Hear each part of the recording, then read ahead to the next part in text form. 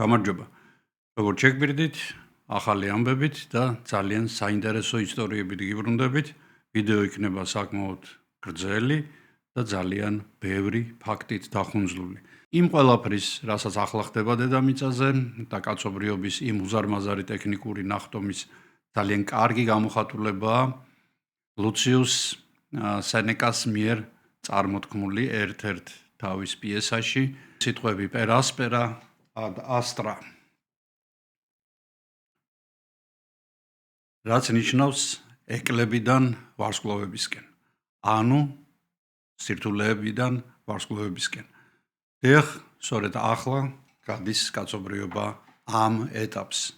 მართალია ეს ეტაპი დიდი ხნის დაწყებულია, უკვე 50-იანი წლებიდან გასული საუკუნის, მაგრამ ეს გზა არ იყო იავარდით მოფენილი და რადგან კოსმოსურმა თემატიკამ ასეთი დიდი ინტერესი გამოიწვია, საკმაოდ ბევრი ნახვა აქვს წინა ვიდეოს და ბევრი კარგი კომენტარიც და კითხვები არის ამ კომენტარებში და ამ კითხვებზე მე მინდა ყველაზე პასუხი გავცე.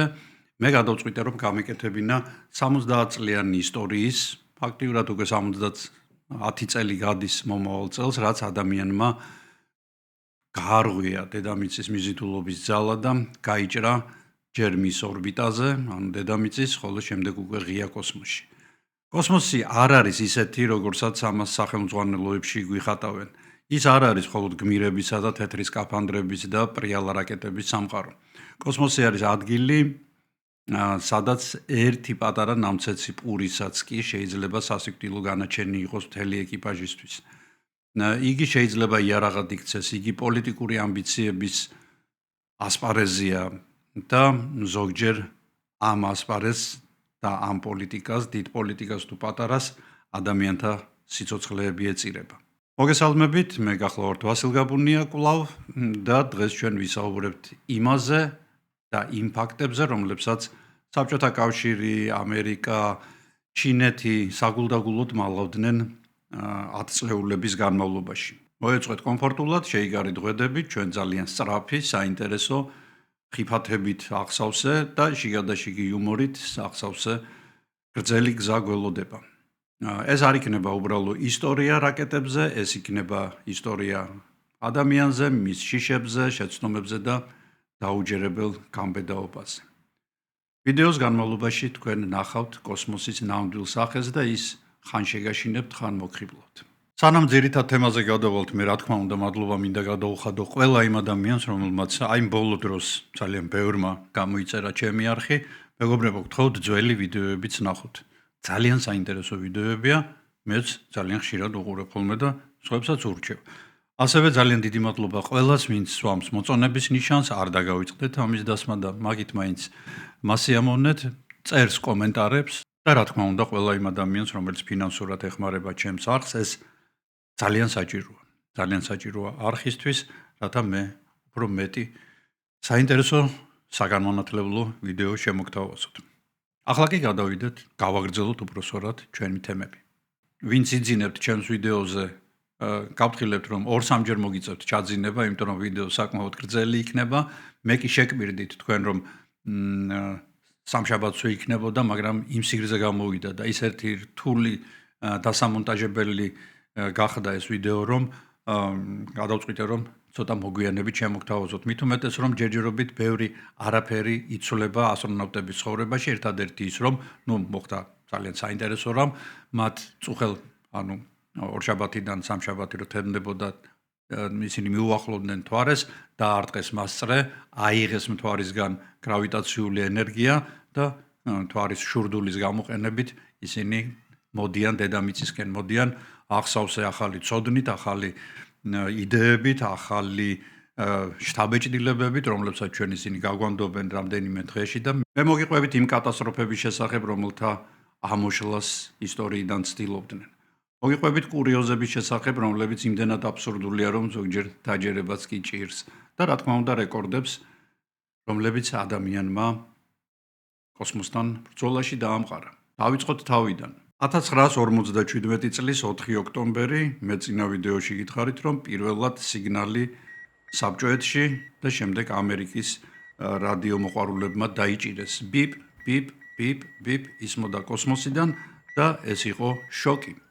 შოკი იყო ჩვეულებრივი ადამიანებისთვის, მაგრამ არა საბჭოთა მეთაურებისთვის, რომლებიც ამ თანამგზავრის და ასეც ერქვა მას რუსულად სპუტნიკ 1-ის გაშვებას, სანამ ის არ გავიდოდა ბოლომდე ორბიტაზე და არ ჩაირთვებოდა მისი რადიოგადამცემი, მალავდნენ, საგულდაგულოდ უმალავდნენ პირველ რიგში ამერიკელებს, რომლებთანაც გაჩაღებული ჰქონდათ რბოლა კოსმოსის დაპყრობისთვის და ვინ უფრო წინ გაიჭრებოდა.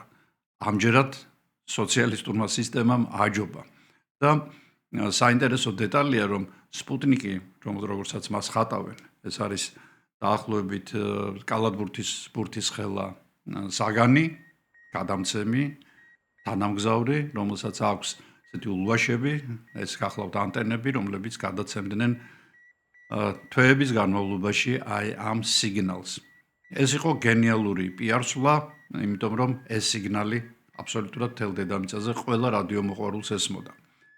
1957 წლის 7 ნოემბერს, ეს გახლავთ ოქტომბრის გადატრიალების 40 წლისთავი, ბაიკონურის, ეს არის ცენტრალური ყაზახეთის ხრიოკი-მიუვალი დაუსახლებელი ადგილი, ფრინდება რაკეტა, რომელსაც თან მიყავს ძაღლი. ძაღლს ჰქვია ლაიკა. ლაიკას პულსი აფრენიდან დაახლოებით 9 საათში ადის 260-მდე, ეს ნორმას 3-ჯერ აღემატება. შემდეგ თვითონ კაფსულაში ტემპერატურა 40 გრადუსამდე იწევს და ლაიკა გადახურებისგან იღუპება. საბჭოთა კავშირი 80-იანი წლების ბოლომდე ცდილობდა, რომ ეს ფაქტი დაემალა და ისინი ამბობდნენ, რომ ლაიკა მშვიდობიანად დაბრუნდა დედამიწაზე და თავისი სიკვდილით შემდეგ სიბერეში გარდაიცვალა. ასე არ არის და ეს ლაიკა, რომლის სახელობის სიგარეტები და საათები გამოდიოდა საბჭოთა კავშირში, ასე ტრაგიკულად დაიღუპა და ეს იყო პირველი მსხვერპლი და ამავე დროს პირველი ცოცხალი ორგანიზმი, რომელიც მოწყდა დედამიწის მიზიდულობას და თითქმის ღია კოსმოსში გავიდა. ლაიკას ტრაგედიის შემდეგ საბჭოთა კავშირის სხვა მსხვერპლი აღარ სჭირდებოდათ, მათ სჭირდებოდათ ტრიუმფი და ამიტომ 1960 წლამდე შეწყდა ძაღლების და ზოგადად ცოცხალი ორგანიზმების გაშვება ორბიტაზე, მაგრამ აი 1960 წელს სცენაზე გამოდის ორი ძალიან სიმპათიური ძაღლი, ბელკა და სტრელკა.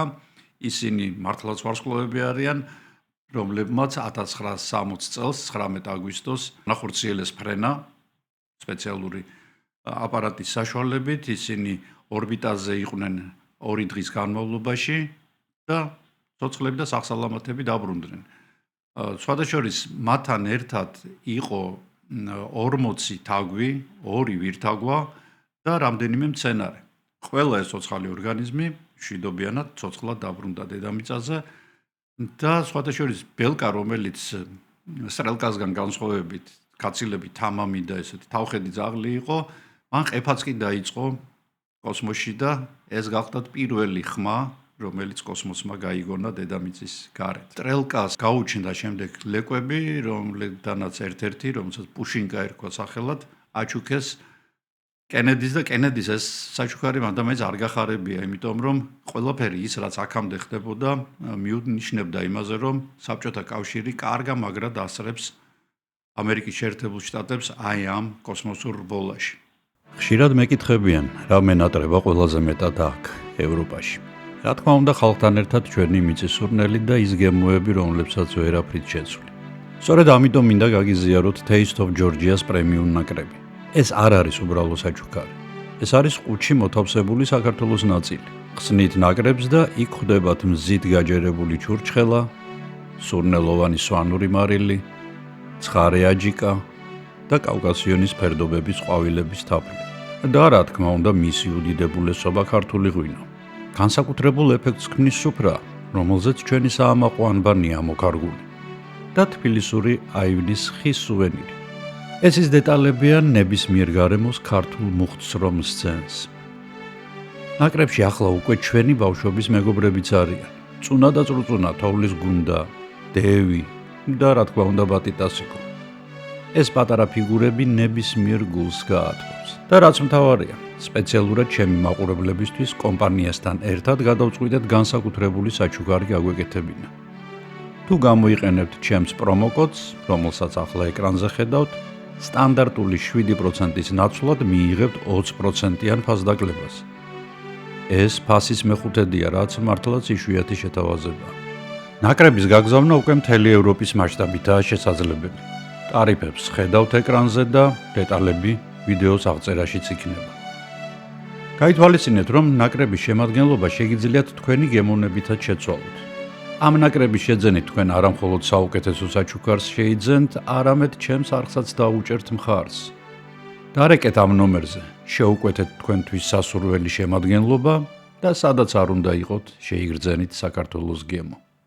პატარა იურა იყო 7 წლის, როდესაც მათ სოფელში შევიდნენ გერმანელი ნაცისტები, გერმანელებმა მათ სახლი წაართვეს, ხოლო მთელი ოჯახი სარდაფში ცხოვრობდა, მან თავისი თვალით ნახა, როგორ წაასხეს მისი და-ძმა გერმანიაში სამუშაოდ და ეს ყველაფერი ამ ბიჭს გადატანილი ჰქონდა. სწორედ ამ ჯოჯოხეთმა ჩამოუყალიბა ალბათ მას ისეთი ხასიათი, რომელიც მას შემდგომში გამოადგა, ეს იყო უშიშარობა და საკმაოდ სხარტი გონება. 1959 წელს საბჭოთა კავშირში დაიწყეს პილოტების შერჩევა მომავალი კოსმოსური ხომალდისთვის. ანუ ადამიანი უნდა გაეშვათ კოსმოსში. ძაღლების და კატების და ვირთაგვების დრო ამოიწურა. 3000 სამხედრო პილოტიდან არჩევენ 20 და იწყებენ ვარჯიშს. პირველ რიგში ვარჯიში გამოიხატება იმაში, რომ უწვანოდობის მდგომარეობაში ადამიანს არ დაეწყოს ის დისკომფორტი, რომელიც ზოგადად ახასიათებს, აი მაგალითად, არ ვიცი თუ გიგრძნიათ თქვენ, როდესაც თვითმფრინავი ვარდება ეგრეთ წოდებულ ჰაერის ორმოში. თქვენ ამ დროს უწონადობაში ხართ. აი ეს რამდენიმე შეიძლება ნახევარი წამი გაგრძელდეს. და ამ დროს ადამიანის ვესტიბულარული სისტემა, რომელიც იმისთვის არის განკუთვნილი, რომ ჩვენ სივრცეში ორიენტაცია გაგვაკეთებინოს სწორი და ამავე დროს იგი მხოლოდ და მხოლოდ დედამიწის მიზიდულობის ძალის შემთხვევაში მუშაობს, აი ეს ვესტიბულარული აპარატი უნდა გავავარჯიშოთ ისე, რომ იქ დისკომფორტი არ შეგვიქმნას, იქ სადაც იგი ითიშება. ითიშება იმიტომ, რომ მას აქვს ძალიან უცნაური აგებულება. ეს გახლავთ ნერვული ასეთი წამწამები, რომლებზეც დევს კრისტალები, ოთოლიტები, ეგრეთ წოდებული და როდესაც ჩვენი თავს გადავხრით, ან თქვათ ფეხს წამოვკრავთ, ეს ოთოლიტი ადამიანს აგრძნობინებს, უბრალოდ მის ტვინს, რომ ადამიანი შეიძლება დაეცეს და ჩვენ მომენტალურად სწორდებით. ეს ოთოლიტები მუშაობას იწყებენ სხვაჯერს ადამიანი როგორც კი ფეხზე დადგება მაშინვე. თქვენ გინახავთ ალბათ, რომ პატარა როდესაც ეცემა, ყოველთვის ცდილობს, რომ წინ დაეცეს და ხელები გამოწიოს წინ. ეს რომ წამის მიათასედებში ხდება. ამ ყველაფერს განაგებენ სწორედ ჩვენს ყურში, ლოკოკინაში, ეგრეთ წოდებულ ლოკოკინაში განლაგებული ვესტიბულარული აპარატის აი ეს ნაწილი. ეს ყველაფერი კოსმოსში იშლება. ანუ იქ მიზიდულობა რადგან არ არის, ოთოლიტები ჩვეულებრივად სურავენ აი ამ სითხეში, სადაც ისინი არიან და არანაირ ზეგავლენას არ ახდენენ აი ამ ნერვულ უჯრედებს.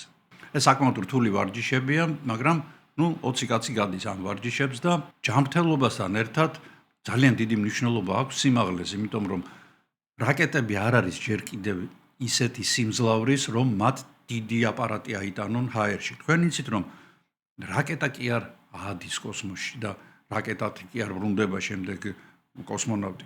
აი უბრალოდ მარტივად რო წარმოიდგინოთ, მე დავხატავ.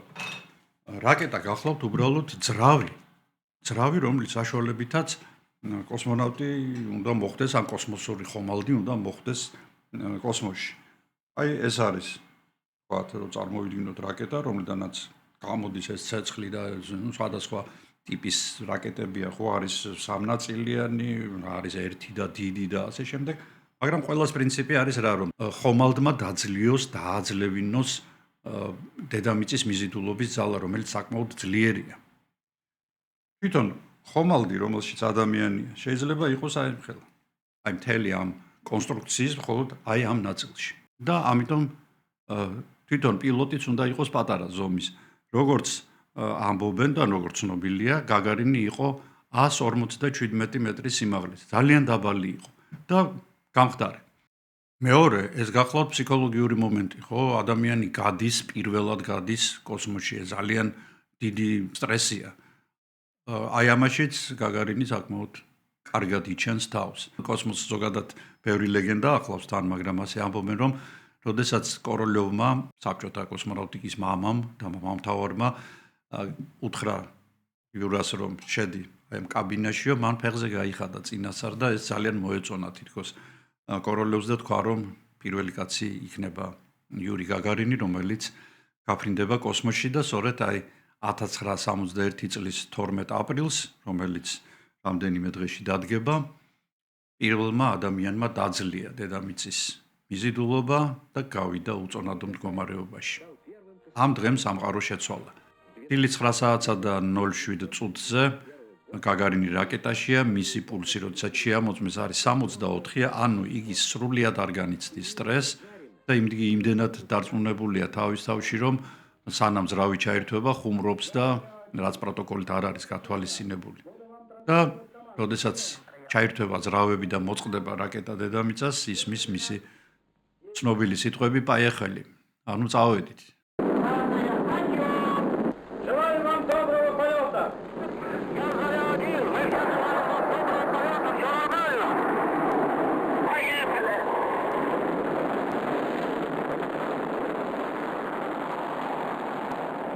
ეს სიტყვები ფაქტურად გახდა კოსმონავტიკის ლოზუნგი. ატმოსფეროში შემოსვლისას, ეს გათვალისწინებულიც იყო, ხომალდი გაეხვია ცეცხლის ალში, იმიტომ რომ როდესაც ესეთი აჩქარებული სხეული შემოდის დედამიწის სქელფენებში, ატმოსფეროს სქელფენებში, იგი განიცდის ხახუნის ძალას და ამ ხახუნის ძალით ვარვარდება. ტელემეტრიის მიხედვით, რომელსაც ხომალდი გადმოსცემდა, იურას გულის არაჩქარებია, უბრალოდ ეს თქვა, რომ მეგობრებო, მგონი ვიწვიო, მაგრამ არა, ეს იყო ჩვეულებრივი მოვლენა, ის დაეშვა იქ, სადაც იყო გათვალისწინებული და სხვათა შორის იგი აპარატით კი არ დაეშვა, ძალიან საინტერესოა, 7 კილომეტრის სიმაღლეზე იგი გადმოხდა კაფსულიდან, გაშალა პარაშუტი და ასე დაეშვა ერთ-ერთი სოფლის კიდეზე. აქ იგი შეამჩნიეს ადგილობრივებმა, რომლებიც პანიკაში ჩავარდნენ, იმიტომ რომ მსგავსი არაფერი უნახავთ, ასე ჩაცმული ადამიანი, ასეცვა მკვეთრი ნარინჯისფერი ტანსაცმელი, რომ ადვილი საპოვნელი ყოფილიყო, სკაფანდრი და ასე შემდეგ და ძალიან დიდი აჟიოტაჟი გამოიწვია სოფელში, რა თქმა უნდა, ჩააკითხეს ვერტმფრენებით და წამოიყვანეს.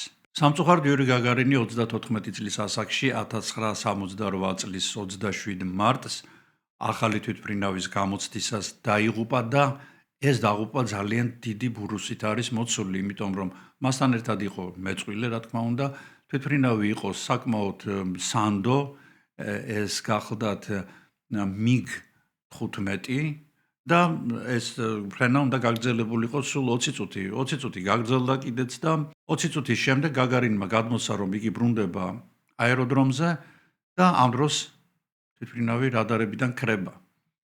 ნამსხვრევებს პოულობენ ვლადიმირის ოლქის სოფელ კირჟაჩთან, ტყეში გიგანტური კრატერია ამომწვარი და იწყება გამოძიება. გამოძიების ოფიციალური ვერსიით, რომელიც 2011 წლამდე იყო ცნობილი, მათ თითქოს თვითმფრინავი აარიდეს მეტეოზონს, ამ დროს შევიდნენ შტოპორში, ანუ დაიწყო თვითმფრინავმა ბრუნა უმართავი და ასე დაენარცხა მიწას, მაგრამ 2011 წელს კოსმონავტმა ლეონოვმა, რომელიც სხვადასხვა პირველი გავიდა ღია კოსმოსში 60-იანი წლების შუაში, მან განაცხადა, რომ მეგობარი იყო ჩემი იურა, ასეთ სისულელეს არასდროს გააკეთებდა და შტოპორში შესულიყო, იგი თვითმფრინავს გამოასწორებდა. სინამდვილეში მოხდა აი რაო. თვითონ ეს მიგი იყო პატარა ზომის თვითმფრინავი, ხოლო მას ჩაუფრინაო Su-15-მა. ეს გახლდათ გამანადგურებელი, საკმაოდ დიდი ზომის და მის მიერ წარმოქმნილა турბულენციამ ჩამოაგდო გაგარინის თვითმფრინავი ჰაერში ამოატრიალა იგი და მიწაზე დაანარცხა. გაგარინის დაღუპვა, რა თქმა უნდა, დიდი შოკი იყო საბჭოთა კავშირისთვის, მათ პირველად მოხდა ეს და უკანასკნელად საბჭოთა კავშირის ისტორიაში, როდესაც ერთი ადამიანის, ჩვეულებრივი ადამიანის არაპარტიული ლიდერის გამოცხადდა გლოვა და მისი ფერფლი დასაფლავებული არის კრემლის კედელში. გაგარინიდან 3 თვის შემდეგ ამერიკელებმაც გაუშვეს იულ შეპარდი. 1963 წლის 16 აგვისტოს გადის კოსმოსში პირველი ქალი, ეს გახლავთ ვალენტინა ტერეშკოვა, რომელიც დღემდე ცოცხალია და რუსეთის დუმაში ზის და რაღაც სულელურ კანონებს აწერს ხელს და პროგრამული შეცდომა მოხდა პროგრამაში, კომპიუტერის პროგრამაში, ნუ რა კომპიუტერები იქნებოდა მაშინ წარმოიდგენიათ, ხომალდი დაშვების ნაცვლად დედამიწისკენ იწყებს მის ორბიტაზე ტრიალს და შემდეგ ცდილობს რომ გავიდეს საერთოდ ორბიტიდან. ტერეშკოვამ ეს შენიშნა, კოროლიოვმა უკვე მონაცემები ხელით ჩაასწორა და ავტომატიკამ სწორად იმუშავა და დაუშვა ეს ქალი დედამიწაზე, მაგრამ როგორც წინა ვიდეოში გითხარით, დადის ასეთი ლეგენდა, რომ მას 1-2 დღის განმავლობაში რეცხავდნენ, იმიტომ რომ მას შიშისგან ცუდი რაღაცები დაემართა კოსმოსში. ალექსეი ლეონოვი 1965 წლის 18 მარტს პირველი ადამიანია, რომელიც ტოვებს ხომალდს და გადის ღია კოსმოსში. კოსმოსში გასვლისას სკაფანდრი, რადგან გარეთ ნაკლები წნევა, იწყებს გაბერვას. ვეღარ ეტევა შიგნით, ანუ ლიუკში ვეღარ შემოდის კოსმონავტი. და მან მოიფიქრა ასეთი რამ, ძალიან სხარტი ტვინი ჭირდება, რომ აი ესეთი სტრესის პირობებში, როდესაც ხარ გამოკიდებული ასეულობით კილომეტრის სიმაღლეზე დედამიწიდან უწონადობაში და შენი ზვერეტევი რაღაცაში და პანიკაში არ უნდა ჩავარდე, აი ამიტომაც არჩევდნენ სპეციალურად კარგი და ძლიერი ფსიქიკის მქონე ადამიანებს ასეთი ფრენებისთვის. მან რაკნა თავისი სკაფანდრი გახვრიტა და იქიდან ჰაერი გამოუშვა. ეს სასტიკად აკრძალული იყო, მაგრამ სხვა შემთხვევაში უბრალოდ ვერ შევიდოდა შიგნით და სკაფანდრი დაიჩუტა, იქიდან ძალიან სწრაფად გამოვიდა ჰაერი. ლეონოვი შეეტია ლიუკში, ლიუკი სასწრაფოდ დახურეს, იმიტომ რომ ასეთი დაზიანებული სკაფანდრით ღია კოსმოსში, რა თქმა უნდა, იგი დიდხანს ვერ გაძლევდა. ახლა ცოტა ხნით დავისვენოთ და მე ერთ კითხვას ვპასუხებ. მე ვთქვი წინა ვიდეოში, რომ მთვარე არ ბრუნავსო, ხო, მე შემეშალა სინამდვილეში მთვარე ბრუნავს, ისევე როგორც ნებისმიერი ციური სხეული. მთვარეს აქვს ეგრეთ წოდებული სინქრონული ბრუნვა, ანუ გრავიტაციული ჩაკეტვა. აი როგორ მუშაობს ეს ძალიან მარტივად რომ გითხრათ. მთვარე თავის ღერძის ირგვლივ ზუსტად იმავე დროში ტრიალდება, რაც სჭირდება მას, რომ დედამიწას წრე დაარტყა. დედამიწის გარშემო მთვარე ტრიალდება 27.5 დღის განმავლობაში და საკუთარი ღერძის ირგვლივაც ტრიალებს იგი 27.5 დღის განმავლობაში. ვალსის ცეკვა რომ წარმოვიდგინოთ თქვენ და თქვენი პარტნიორი ქალი ან ვაჟი ტრიალებთ ცეკვისას და მუდმივად თუ ის სადაც სხვაგან ვინმე სხვას არ უყურებს, მუდმივად თქვენსკენ არის სახით. თქვენ ხომ ტრიალებთ? თქვენს ტრიალებთ და თქვენი ღერძის გარშემოც ტრიალებთ. ანუ დაახლოებით იგივე მომენტია. ჩვენ ასეთი შეყვარებულები ვით, მთვარე და დედამიწა უყურებთ ერთმანეთს და ასე მოგზაურობთ აი ამ უსასრულობაში. რატომ არის არასწორი გამოთქმა Dark Side of the Moon, ანუ მთვარის ბნელი მხარე? იმიტომ რომ მთვარის ბნელი მხარე არ არსებობს. იგი ნათდება მზით ისევე როგორც წინა უბრალოდ ჩვენ ვერ ვხედავთ, როდესაც ჩვენთან ჩაბნელებულია მთვარე, უკანა მხარე ამ დროს განათებულია. იქაც ისევე როგორც ჩვენსკენ მომართულ მხარეზე მთვარი იბადება, იზრდება, მცირდება და ბნელდება. ვინ იყო ის დარაჯი, რომელმაც სინამდვილე თქვა? ეს გახლდათ მუსიკალური ისტორიის ალბათ ერთ-ერთი ყველაზე გენიალური და შემთხვევითი მომენტი.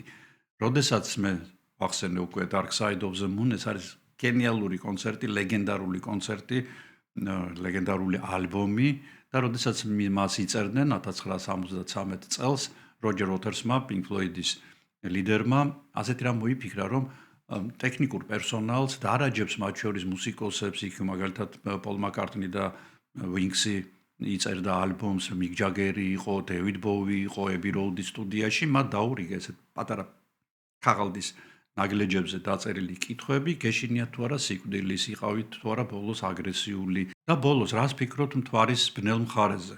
ბევრი ფიქრობს, რომ ის პასუხი, რომელიც ალბომის ბოლოს აი Eclipse არის ესეთი ბოლო კომპოზიცია, ანუ მთვარის მზის დაბნელება, შემდეგ იწყება გულისცემა და ძალიან ჩუმად ისმის ხმა. There is no dark side in the moon, really. Matter of fact, it's all dark. ბნელი მხარე არ არსებობს, იგი მთლიანად ბნელიაო. და ეს სწორედ დრისკოლის Abbey Road-ის დარაჯის სიტყვები არის ჭეშმარიტება, მთვარე ბნელია. ისევე როგორც დედამიწა, ნებისმიერი პლანეტა მზის გარდა, მათ უბრალოდ მზე ანათებს და შემდეგ მათგან არეკლილი სინათლე მოდის ჩვენამდე. ასე რომ ჯერი მართალი იყო. ჯერი, რომელიც ცნობილი იყო თავისი ვისკის სიყვარულით და ასევე თავისი გონება מחვილური ფრაზებით.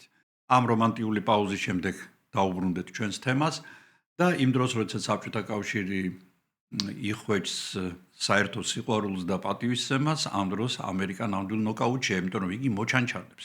საბჭოთა კავშირი გარბის, ის კი მოჩანჩალებს, იგი აკეთებს ისეთ რაღაცებს, რასაც საბჭოთა კავშირი აკეთებს, ოღონდ ზოგჯერ უკეთესად, ზოგჯერ უარესად, მაგრამ პირველი ყოველთვის საბჭოთა კავშირია და კენედიმ 1961 წლის 25 მაისს, ანუ თვენახევრის შემდეგ, მას შემდეგ რაც გაგარინმა დასტოვა დედამიწა და შემდეგ უკან შვიდობით დაბრუნდა, გამოაცხადა, რომ ამ 10 წლეულის დასასრულამდე ჩვენ ადამიანს მთვარეზე დავსვამთ.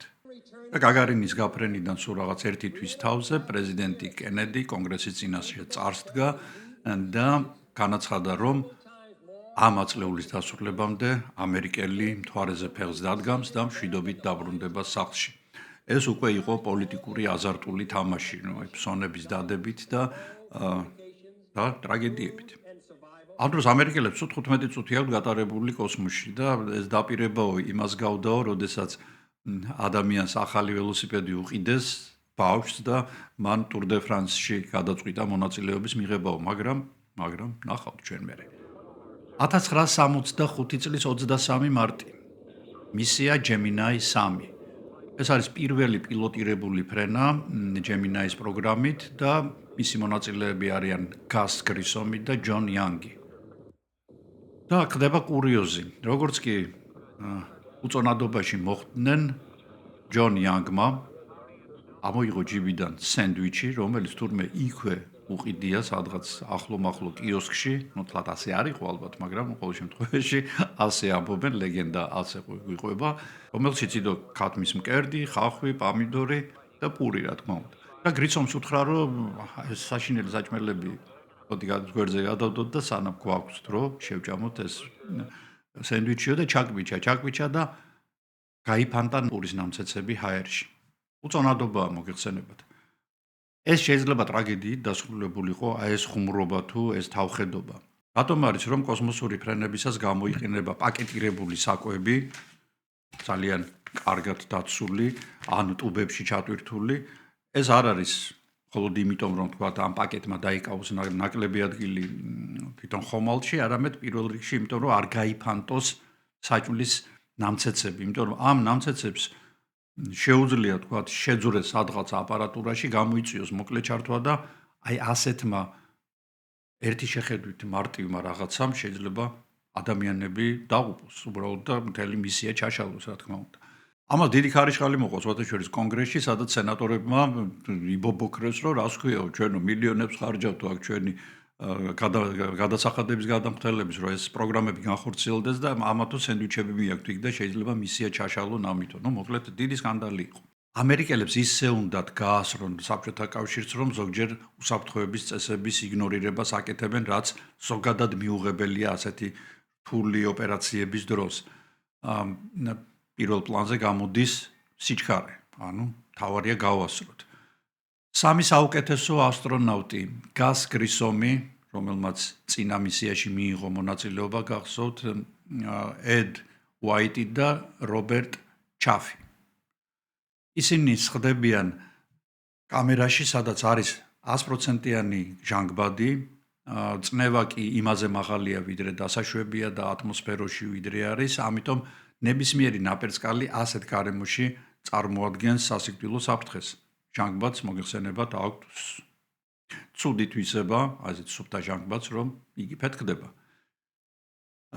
სწორედ ასეთი ნაპერწკალი ჩნდება, გამოიწვება ჟანგბადი კამერაში და კარებს ვაკუუმის ძალით დახურავს, ისე რომ კოსმონავტები გარეთ ვერ გამოდიან და ცოცხლად გამოიწვებიან აი ამ კაფსულაში. 17 წამი ეს არც თუ ისე ცოტაა რომ დანიშნო თქვენ დრო, ნახავთ რომ ეს ძალიან ბევრია. 17 წამი იყვნენ ცოცხლები ასტრონავტები. ისინი ცდილობდნენ კარის გაღებას, მაგრამ ამაოდ. ახლა აქ მე პატარა განმარტებას გავაკეთებ, მე ზოგჯერ ვახსენებ ხოლმე ასტრონავტებს, ზოგჯერ ვამბობ ხოლმე კოსმონავტებს. ეს იმიტომ რომ რუსეთში და საბჭოთა კავშირში კოსმონავტებს ეძახდნენ, ამერიკაში ასტრონავტებს და სხვადასხვა ჩინელები ეძახიან ტაიკონავტებს. ასე რომ მე ზოგჯერ შეურევ ხოლმე მიქსს გავაკეთებ კოსმონავტებისა და ასტრონავტების და უნდა მაპატიოთ. ნილ არმსტრონგი ყინულის კაცი, ასე იცნობდნენ მას. როცა აპოლო პირველის და აპოლო პირველი იყო ის, რომელიც უნდა გაფრენილიყო და აი სამი კოსმონავტი რომ გამოიწვა, ამ კატასტროფის შემდეგ NASA-მ უკვე დაიწყო ისეთი ადამიანის ზებნა, ის სამი უნდა გაფრენილიყო. ისეთი ადამიანის ზებნა, რომელიც ზედმიწევნით კარგად შეასრულებდა მისიას, რომელსაც ადამიანი მთვარეზე უნდა დაესვა და უკან დაებრუნებინა. ვინ იყო ნილ არმსტრონგი? ის არ ყოფილა ემოციური ლიდერი პირიქით, ნილი იყო ინჟინერი, რომელიც შემთხვევით პილოტი გახდა, როდესაც იგი კორეაში მოხვდა, კორეის ომის ვეტერანი იყო. 78 საბრძოლო გაფრენა ჰქონდა მას. მისი მთავარი თვისებაა, როგორც ამბობენ, ეს იყო სიმშვიდე და დუმილი. სანამ მთვარეზე გაფრინდებოდა, არმსტრონგმა მიიღო ერთ-ერთ კოსმოსურ მისიაში მონაწილეობა Gemini 8-ში და როდესაც ხომალდი გავიდა ორბიტაზე, მას ერთი ძრავი გაეჭედა ჩართვისას და მხოლოდ მეორე ძრავმა დაიწყო მუშაობა და ამან გამოიწვია ის, რომ ხომალდმა დაიწყო ტრიალი. თავბრუ დამხვევი ტრიალი დაიწყო. ამ დროს მისმა მეწყვილებ დაკარგა გონება. არმსტრონგმა აი ესეთ წარმოუდგენელი კოლოსალური ფიზიკური დატვირთვების დროს, რომელსაც ნორმალური ადამიანი ვერ გაუძლებდა, გამორთო აი ძირითადი ძრავები, სათადარიგო ძრავები ჩართო, გამოასწორა ხომალდის მდგომარეობა და მშვიდობიანად დასვა ხომალდი წყალზე. 1968 წელს ნილი კიდევ ერთ ცუდ ამბავში გაეხვა, იგი მთვარის სავარჯიშო მოდულზე ეშვებოდა დედამიწაზე, ეს არ იყო ჩვეულებრივი თვითმფრინავიდან გადმოგდებული მოდული იყო, რომელიც უნდა დამჯდარიყო ისევე, როგორც თქვათ მთვარეზე. და ამ დროს კვლავ ძრავების პრობლემა გაჩნდა, მოდულმა დაიწყო ტრიალი და არმსტრონგი ერთი წამით გვიან რომ გადმომხტარიყო, ანუ კატაპულტირება გაეკეთებინა აი ამ აპარატიდან, იგი აუცილებლად დაიღუპებოდა, მან მოახერხა და ერთი წამით ადრე გამოისროლა თავისი სავარძელი პარაშუტიანად ამ აპარატიდან და გადარჩა. მე მინდა ახლა ძალიან მარტივად გაჩვენოთ თუ რა ხდება 1969 წლის 20 ივლისს, როდესაც აპოლო 11-ის მისია უახლოვდება მთვარეს. თვითონ ხომალდი შედგება 3 ნაწილისგან. ეს გახლავთ ეგრეთ წოდებული საკომანდო, ანუ სამეთაურო პულტი, რომელშიც 3 ადამიანი ზის. ეს გახლავთ მაიკ კოლინზი, რომელიც დარჩება ამ მოდულში. ეს გახლავთ ნილ არმსტრონგი და ბაზ ოლდრინი. სამკაციანი ჯგუფი. მასზე მიერთებული არის მოდული, რომელიც უნდა დაეშვას მთვარეზე. მაგრამ უნდა დაეშვას არა მარტო, არამედ კიდევ ერთ მოდულთან ერთად, რომელსაც აქვს ესეთი ოჩოფეხები და რომელსაც აქვს, რა თქმა უნდა, ძრავი. ბაზ ოლდრინი და ნილ არმსტრონგი გადადიან აი ამ მოდულში. ხდება მისი მოცილება ძირითადი ხომალდისგან და იგი იწყებს დაშვებას. დაშვებას ძრავებით, რომელიც აქვს აი ამ დასაშვებ მოდულს. და აი ამ დაშვების დროს ხდება ძალიან ცუდი რამ. თვითონ მასში ძალიან განსაზღვრული რაოდენობით არის საწვავი და როდესაც ეშვებიან ისინი ქვემოთ, სწორი ზედაპირი არ აღმოჩნდება, აღმოჩნდება რომ იგი ლოდებით არის დაფარული და ნილ არმსტრონგი, ვინც მართავს აი ამ აპარატს, იწყებს ძებნას სწორი ადგილის. ისმის ხმა დარჩა 30 წამის საწვავი, დარჩა 25 წამის საწვავი, დარჩა 15 წამის საწვავი და სწორედ ამ დროს იგი იპოვის ადგილს, რომელიც სწორია, რომელიც არ არის ქვიანი. მე რაც მოხდა მე წინა ვიდეოში გითხარით, ეს იყო მთავარი სიტყვები, რომელიც მან თქვა. არც ისე ბევრმა, მაგრამ რამდენიმე ადამიანმა გამოთქვა ეჭვი კომენტარებში, რომ მთვარის მისიები არასდროს არ ყოფილა და ადამიანს ფეხი არ დაუდგამს მთვარეზე და ერთ-ერთი კითხვა იყო თუ ვინ გადაიღო, როგორ აფრინდა, აი კადრებში ხედავთ თქვენ, როგორ აფრინდა სასტარტო მაგიდიდან, რომელიც მთვარეზე რჩება, მოდული, რომელშიც 2 კოსმონავტი იმყოფება. ეს არის ძალიან საინტერესო ისტორია და მე ამას მოგიყვებით, იმიტომ რომ იგი არის ერთ-ერთი გამფანტავი ეჭვისა თუ იყო თუ არა ადამიანი ნამდვილად მთვარეზე.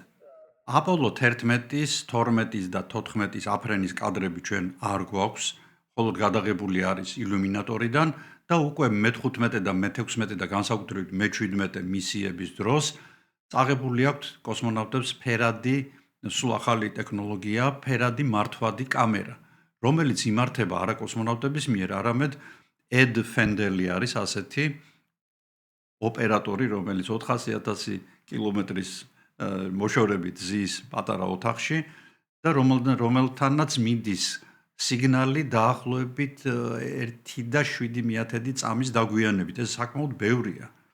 ანუ დიდია ცდომილება იმასთან შედარებით, რაც სისწრაფე უნდა განავითაროს თვითონ აი მაფრენის დროს მოდულმა და იმას შორის, რაც სიგნალი მისდის ოპერატორს. ეს real time-ში კი არ უყურებს, ანუ რეალურად ანავეთ დაგვიანებით.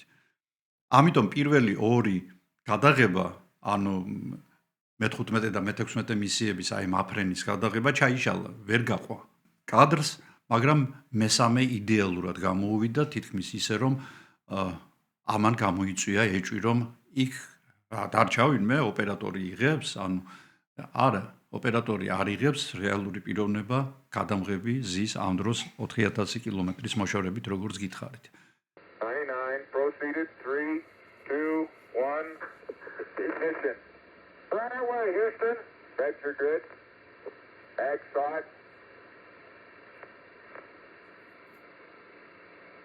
Pitch over. Okay, you have good thrust.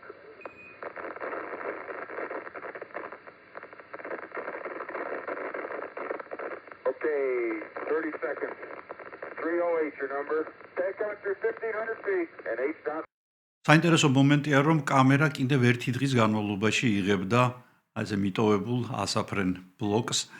პირველი მისიის დროს, ანუ აპოლონ 11-ის დროს, როდესაც Armstrong-ი და Aldrin-ი ეწვივნენ მთვარეს, ფეხზე ფეხი დაადგეს მასზე, არ იყვნენ დარწმუნებულები მაინც ბოლომდე, რომ ეს მისია წარმატებით დამთავრდებოდა და ამიტომ Nixon-ს, იმ დროინდელ პრეზიდენტს, გამზადებული ჰქონდა სამარქაფო ტექსტიც, რომელიც ასე ჟღერდა: ბედისწერა მინება, რომ ადამიანები, რომლებიც მთვარეზე მშვიდობის საძიებლად წავიდნენ, იქ დარჩებიან მშვიდობით განსასვენებლად. და კიდევ ერთი გეგმის მიხედვით, თუ მთვარეზე ჩარჩებოდნენ ასტრონავტები და ვერ აფრინდებოდნენ, NASA-ს უნდა გაეწყვიტა მათთან რადიოკავშირიც და ტელეკავშირიც. დედამიწაზე არ უნდა გაეგონათ, თუ როგორ ნელა კვდებოდნენ ადამიანები 400,000 კილომეტრის იქეთ. და სწორედ ამის შემდეგ უკვე დარეკავდა პრეზიდენტი ქურივებთან და მიუსამძიმრებდა მათ. კიდევ ერთი კურიოზი 90-იანი წლების ბოლოს გამოქვეყნდა ნილ Armstrong-ის და სამეთაურო ბაზის თითქოს ჩანაწერები. როგორც ამტკიცებენ, იქ ლეგენდარული ფრაზის შემდეგ ნილ Armstrong-ი ამბობს "Good luck, Mr. Gorski". ანუ აბა თქვენ იცით, Mr. Gorski. ამბობენ, რომ ამ ფრაზის შესახებ დიდი ხანია იყო ცნობილი, მაგრამ მას მალავდნენ და რომ Armstrong-საც ხშირად ეკითხებოდნენ თუ ვის უსურვა წარმატება და ვინ იყო Mr. Gorski, მაგრამ თითქოს იგი ამას არ ამბობდა და მხოლოდ ერთხელ ფლორიდაში ინტერვიუს დროს მან განაცხადა, რომ რადგან მისის და Mr. Gorski-ები ცოცხლები აღარ არიან, მე შემიძლია ამ საიდუმლოს ფარდა ავხადო და მოკლედ ასეთი რამ მოხდა, როდესაც მე პატარა ვიყავი. ჩვენს მეზობლად ცხოვრობდნენ Mr. და Mrs. Gorski. ერთხელაც მე მათ ეზოში ბურთი გადამივარ და მე გადავედი მათ ეზოში, ავიღე ბურთი და ის იყო უკან გამობრუნებას ვაპირებდი, რომ გავიგონე Mrs. Gorski-s ხმამაღალი საუბარი ქმართან. ორალური სექსის სურს? კი ბატონო, ოღონდ მხოლოდ მას შემდეგ, რაც ჩვენი მეზობლის ბიჭი მთვარეზე დაადგამს ფეხს. ანუ არასდროს. და აი ამას მოყვა ეს ფრაზა. და მართალია თვითონ Armstrong-ი სიცოცხლის ბოლომდე უარყოფდა, რომ ასეთი რამ არავისთვის უთქვამს და ეს ისტორია არ არის მართალიო, იგი მაინც დამკვიდრდა და იმდენად პოპულარული გახდა, რომ რაღაც სიმღერებიც კი არის Good luck, Mr. Gorski და შეგიძლიათ ეს მოიძიოთ კიდეც. და მე უბრუნდები აი იმ სიცოცხლის უნარიან ეჭვს, რომ მთვარეზე არასდროს არავის არ დაუდგამს ფეხი და აქ მე მახსენდება ნიჩეს გენიალური გამოთქმა, რომ არსებობს ადამიანთა ორი ტიპი. ერთნი, რომლებსაც სურთ რაღაც გაიგონ და ცოდნა შეიძინონ და მეორენი, რომლებსაც უბრალოდ სწამთ. და აი ეს ძალიან რაღაც ნაწილს სწამს, რომ არავის არ დაუდგამს ფეხი და ეს მხოლოდ ჰოლივუდში გადაღებული და რატომღაც სტენლი კუბრიკის, გასაგებია რატომაც, იმიტომ მან გადაიღო გენიალური ფილმი კოსმოსური ოდისეა 2001 და თითქოს ამ დეკორაციებში არის დანარჩენი არის ამბები გადაღებულია. თვალის შორის ამაზე კუბრიკი ამბობდა, რომ მეო დიდი სიამოვნებით გადავიღებდიო ფილმს, ოღონდ ნატურაშიო, თუ მთვარეზე გამიშვებდნენ. რა არგუმენტები შეიძლება გავაქარწყლოთ აი ეს შეთქმულების თეორია? პირველ რიგში იმით, რომ საბჭოთა კავშირმა ფაქტიურად მეორე დღესვე მოულოცა ამერიკას ეს გამარჯვება. საბჭოთა კავშირი, რომელიც კონკურენციაში არის, ამის სასიკვდილო კონკურენციაში არის ამერიკასთან ამ საკითხში და რა თქმა უნდა, იგი ცდილობს, რომ რაღაცა კომპრომატები მოიპოვოს და მას აქვს საკმაოდ დიდი ჩაშუშური ქსელი და ამ პროგრამაზე მუშაობს 400,000 ადამიანი, თვარის პროგრამაზე, მთელი ამერიკის შტატების თუ ვერ იპოვეს ერთი მაინც, ვერ მოისყიდეს ისე რომ მისგან დადასტურებულად მიიღოთ ინფორმაცია, რომ ამერიკელები მთვარეზე არ ყოფილან და ამით საერთოდ მოესპოთ ამერიკის მთვარის პროგრამა და ზოგადად კოსმონავტიკა, იმიტომ რომ ეს იქნებოდა უზარმაზარი სირცხვილი ამ ხელა ქვეყნისთვის. მეორე, მხოლოდ ადამიანს შეეძლო დაემონტაჟებინა ამრეკლი სარკეები, რომლებიც დგას მთვარეზე უკვე 79 წლიდან ლაზერულ სხივს არტყამენ ამ სარკეს, იქიდან ანარეკლი მოდის ჩვენთან და უკვე ამით მილიმეტრებით შეგვიძლია გავზომოთ მთვარის დაშორება დედამიწიდან. და ნებისმიერ ობსერვატორიას დღეს აი წაბრძანდით თუნდაც აბასთუმნის ობსერვატორიაში შეუძლია ამის გაკეთება. მესამე, თითქმის 400 კილოგრამამდე მთვარის გრუნტი, მთვარის ქვა, რეგოლითი, რომელიც ჩამოტანილი არის მთვარიდან. იგი დაურიგეს ყველა ქვეყანას თითქმის, რომელსაც აქვს შესაბამისი ლაბორატორიები, მათ შორის საბჭოთა კავშირსაც, ყველამ შეისწავლა, ყველამ დაადგინა, რომ ეს არის ქანები, რომლებიც დედამიწაზე არ მოიპოვება და მხოლოდ მთვარიდან შეიძლება ჩამოეტანათ. თანამედროვე ფოტოები 2009 წელს გაშვებული იქნა ზონდი, რომელიც ძალიან დაბალ სიმაღლეზე დაფრინავს და წრეს არტყამს მთვარეს და იღებს ძალიან მაღალი გარჩევადობის ფოტოებს და მას რამდენიმე ფოტო აქვს უკვე გადაღებული, თუნდაც იმ თითით დატოვებული ნახატები წარწერებისა, იგივე ამ პლატფორმების, რომლებიც იქ დარჩა და იმ საგნების, რომლებსაც ტოვებდნენ კოსმოსში, კი არა და მთვარეზე ტოვებდნენ ასტრონავტები. და მათ შორის პამპერსები, რომელთა პოვნა ძალიან მნიშვნელოვანია, რათა ბაქტერიების სიცოცხლის უნარიანობა შევისწავლოთ. ახლა ცოტა ხნით დავბრუნდეთ საბჭოთა კავშირში. 1967 წელს საბჭოთა კავშირი ემზადება ოქტომბრის რევოლუციის 50 წლის თავისთვის. ხელისუფლება სჭირდება რამე ხელმოსაჭიდი და ისეთი, რომელსაც გააპიარებს და ამისთვის ისინი გადაწყვეტენ, რომ გააკეთონ ორი კოსმოსური ხომალდის, სოიუზ 1-ის და სოიუზ 2-ის კოსმოსში ერთმანეთთან შეპირაპირება, ანუ შეერთება. რეალობა არის ასეთი, რომ სოიუზ 1 არის ძალიან ნაჩქარევად აწყობილი როგორც ხომალდი, ასევე რაკეტა. თითქმის ყველა მიცის, რომ იგი დეფექტურია. მასზე ტექნიკოსებმა აღმოაჩინეს 203 დეფექტი, რომლიდანაც თითქმის ნახევარზე მეტი არის ისეთი, რომელიც კატასტროფას გამოიწვევს. კომაროვი, გახლავთ ვლადიმერ კომაროვი პირველი პილოტი, ხოლო მისი დუბლიორი, ანუ თუ ის ავად გახდა, იგი უნდა შეცვალოს იური გაგარინმა. დრამატული არჩევანია, ანუ კომაროვმა იცის, რომ ხომალდი 50-50-ზე აუცილებლად რაღაცა დაემართება მას და როდესაც მას მეგობრებმა კითხეს, რომ რატო რისკავ? რატომ მიდიხარ? იმიტომ რომ და კომაროვმა უპასუხა, რომ მე შემიძლია რომ უარი თქვა, მაგრამ მაშინ იურას გაუშვებენ და ჯობს ისევ მე დავიღუპო. ნუ ეს ცოტა ისეთი ინდური კინოს სცენარს გავს თითქოს, მაგრამ არ არის გამორიცხული, იმიტომ რომ რაღაც სხვანაირი ძმობა, სხვანაირი მეგობრობა, სხვანაირი რაინდობა ქონდა ამ ხალხს. განსხვავებული ხალხი იყო, იმიტომ რომ ისინი ფაქტიურად ყველა გაფრენა რაღაცა დიდ რისკთან იყო დაკავშირებული და მე მჯერა რომ ამას იტყოდა. ბაშორის სტარტის დღეს გაგარინი მივიდა ასაფრენ მოედანზე და ძალიან სთხოვა უფროსობას რომ გადაედოთ ეს ფრენა.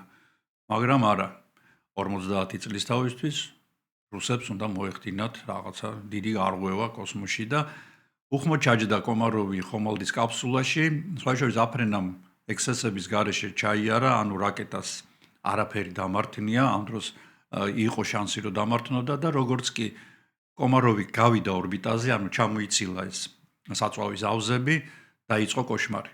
არ გაიხსნა მზის პანელი, რომელიც ამარაგებს ენერგიით ხომალდს. ანუ ხომალდი ენერგიას კარგავდა. ამან გამოიყვანა ორიენტაციის სისტემა მწყობრიდან, ანუ ხომალდმა დაიწყო ქაოტური ტრიალი. კომაროვი 24 საათის განმავლობაში სრულ სიბნელეში და ყინვაში ცდილობს დაიმორჩილოს რაღაცნაირად ხომალდი, დააყენოს იგი იმ სწორ გზაზე, რომლითაც უკან დაბრუნდება. და ის აუცილებლად, როცა ყველას იმედი გადაწურულია, კომაროვმა შეძლო ეს და ხომალდი წამოიყვანა დედამიწისკენ. კომაროვი შემოდის ატმოსფეროში, რა თქმა უნდა, ხომალდი ხურდება ხახუნის ზალისგან და ამის შემდეგ უნდა გაიხსნას პარაშუტები. პარაშუტი იხსნება, მაგრამ მხოლოდ ერთი და იგი იწყებს ტრიალს. მას ამოაქვს ძირითადი პარაშუტები თვითონ ხომალდიდან, არ იხსნება ეს პარაშუტი. ანუ თავარი გიგანტური პარაშუტი, რომელმაც აი უმძიმესი კაფსულა უნდა დაიკავოს, არ იხსნება, იგი იწყებს ესე ჩახვევას და ქვასავით ეშვება კომაროვი მიწისკენ. როგორც ამბობენ, იგი დედისულს აგინებდა ესეთი კარგი რუსული თვითმყოფადი მატით იმ ინჟინრებს და იმ მთავრობის წევრებს, რომლებმაც აიძულეს იგი გაფრენილიყო. სხვათა შორის გაფრენამდე ადრე მან დაწერა ანდერჩი, რომ თუ იგი დაიღუპებოდა ღია კუბოში დაესვენებინათ, რომ ყველას დაენახა რა მოუვიდა მას.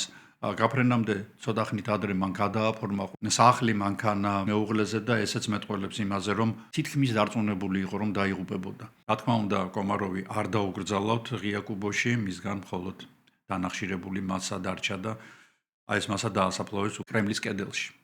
და კომაროვის სახელობის სკოლა არსებობს, მე მგონი დღემდე ფიზიკა-მათემატიკური განხრის თბილისში. ახლა ასეთი მძიმე თემიდან გადავიდეთ ცოტა უფრო სახალისო თემაზე, თუ ეს სახალისოა, რა თქმა უნდა. აპოლო 1-ის მისიის დაღუპვის შემდეგ აპოლო 7 მისია უკვე გაფრინდა კოსმოსში, აღმოჩნდა რომ სურდო აქვთ. აღმოჩნდა ისიც რომ თურმე ვინც ალაგებდა, ანუ აწესრიგებდა აი ამ კაფსულას, მას ქონია გრიპი.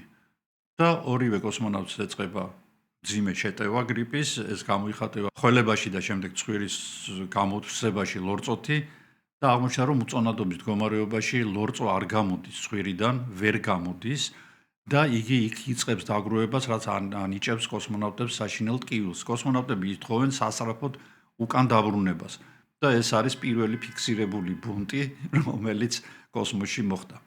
აპოლო 8 ეს გახლავთ პირველი ხომალდი, რომელმაც შემოუარა მთვარეს, წრე დაარტყა და სწორედ ამ დროს არის გადაღებული ის უნიკალური ფოტო, რომელსაც მე ვთვლი ფოტოგრაფიაში ერთ-ერთ ყველაზე დიდ ფოტოდ, ეს არის Earth's Rise, ანუ დედამიწის ამოსვლა, რომელიც გვაჩვენებს თუ რა ნაზი და პატარა არის ჩვენი პლანეტა. შემდეგი მისია ეს გახლავთ აპოლო 10, ანუ ეს არის გენერალური მისია 1969 წლის მაისში მიფრინავს იგი, მათ ყველაფერი გააკეთეს მთვარეზე დაშვების გარდა, მათ მხოლოდ 15 კილომეტრი აშორებდათ მთვარიდან და ალბათ რამხელა იმედგაცრუება იყო ეს, მაგრამ ჩვენ იმ ხალხს, რომლებიც ამ მოდულში ისხდნენ, ჩვენ კიდევ შევხვდებით. მთვარეზე ყოფნისას მათ გაიგონეს უცნაური სტვენის ხმა, რომელიც თითქოს მუსიკაში გადადიოდა. სამივე ასტრონავტმა და ეს იყო თითქოს იმის დამამტკიცებელი საბუთი, რომ სადღაც იქვე უცხო პლანეტელები არიან და ისინი გამოსცემენ ამ ხმასო.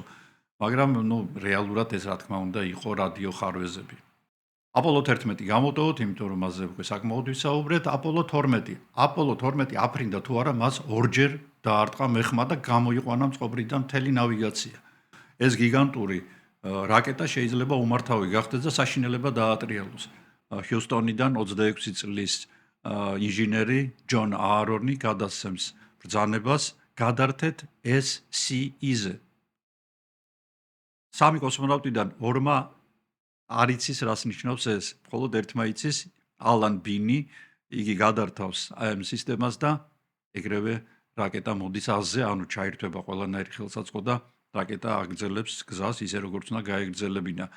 და სხვა შორის ეს მისია კიდევ იმით არის ცნობილი, რომ ინსტრუქციის ფურცლებს შორის მათმა მეწყვილეებმა ჩაულაგეს Playboy-ის ფოტოები ასტრონავტებს. როგორც ადამიანს ჩვევია და ამაში ამერიკელებიც არ არიან გამონაკლისი, როდესაც რაღაცა რუტინად იქცევა ხოლმე, მისადმი ინტერესი იკარგება. აი ასე დაიკარგა ინტერესი მთვარეზე დაჯდომების მიმართ. და უკვე აპოლონ 13-ის, ანუ მესამე მისიის შესახებ ამერიკაში, როდესაც გამოიკითხეს, დაახლოებით 25-26%-მა თუ იცოდა.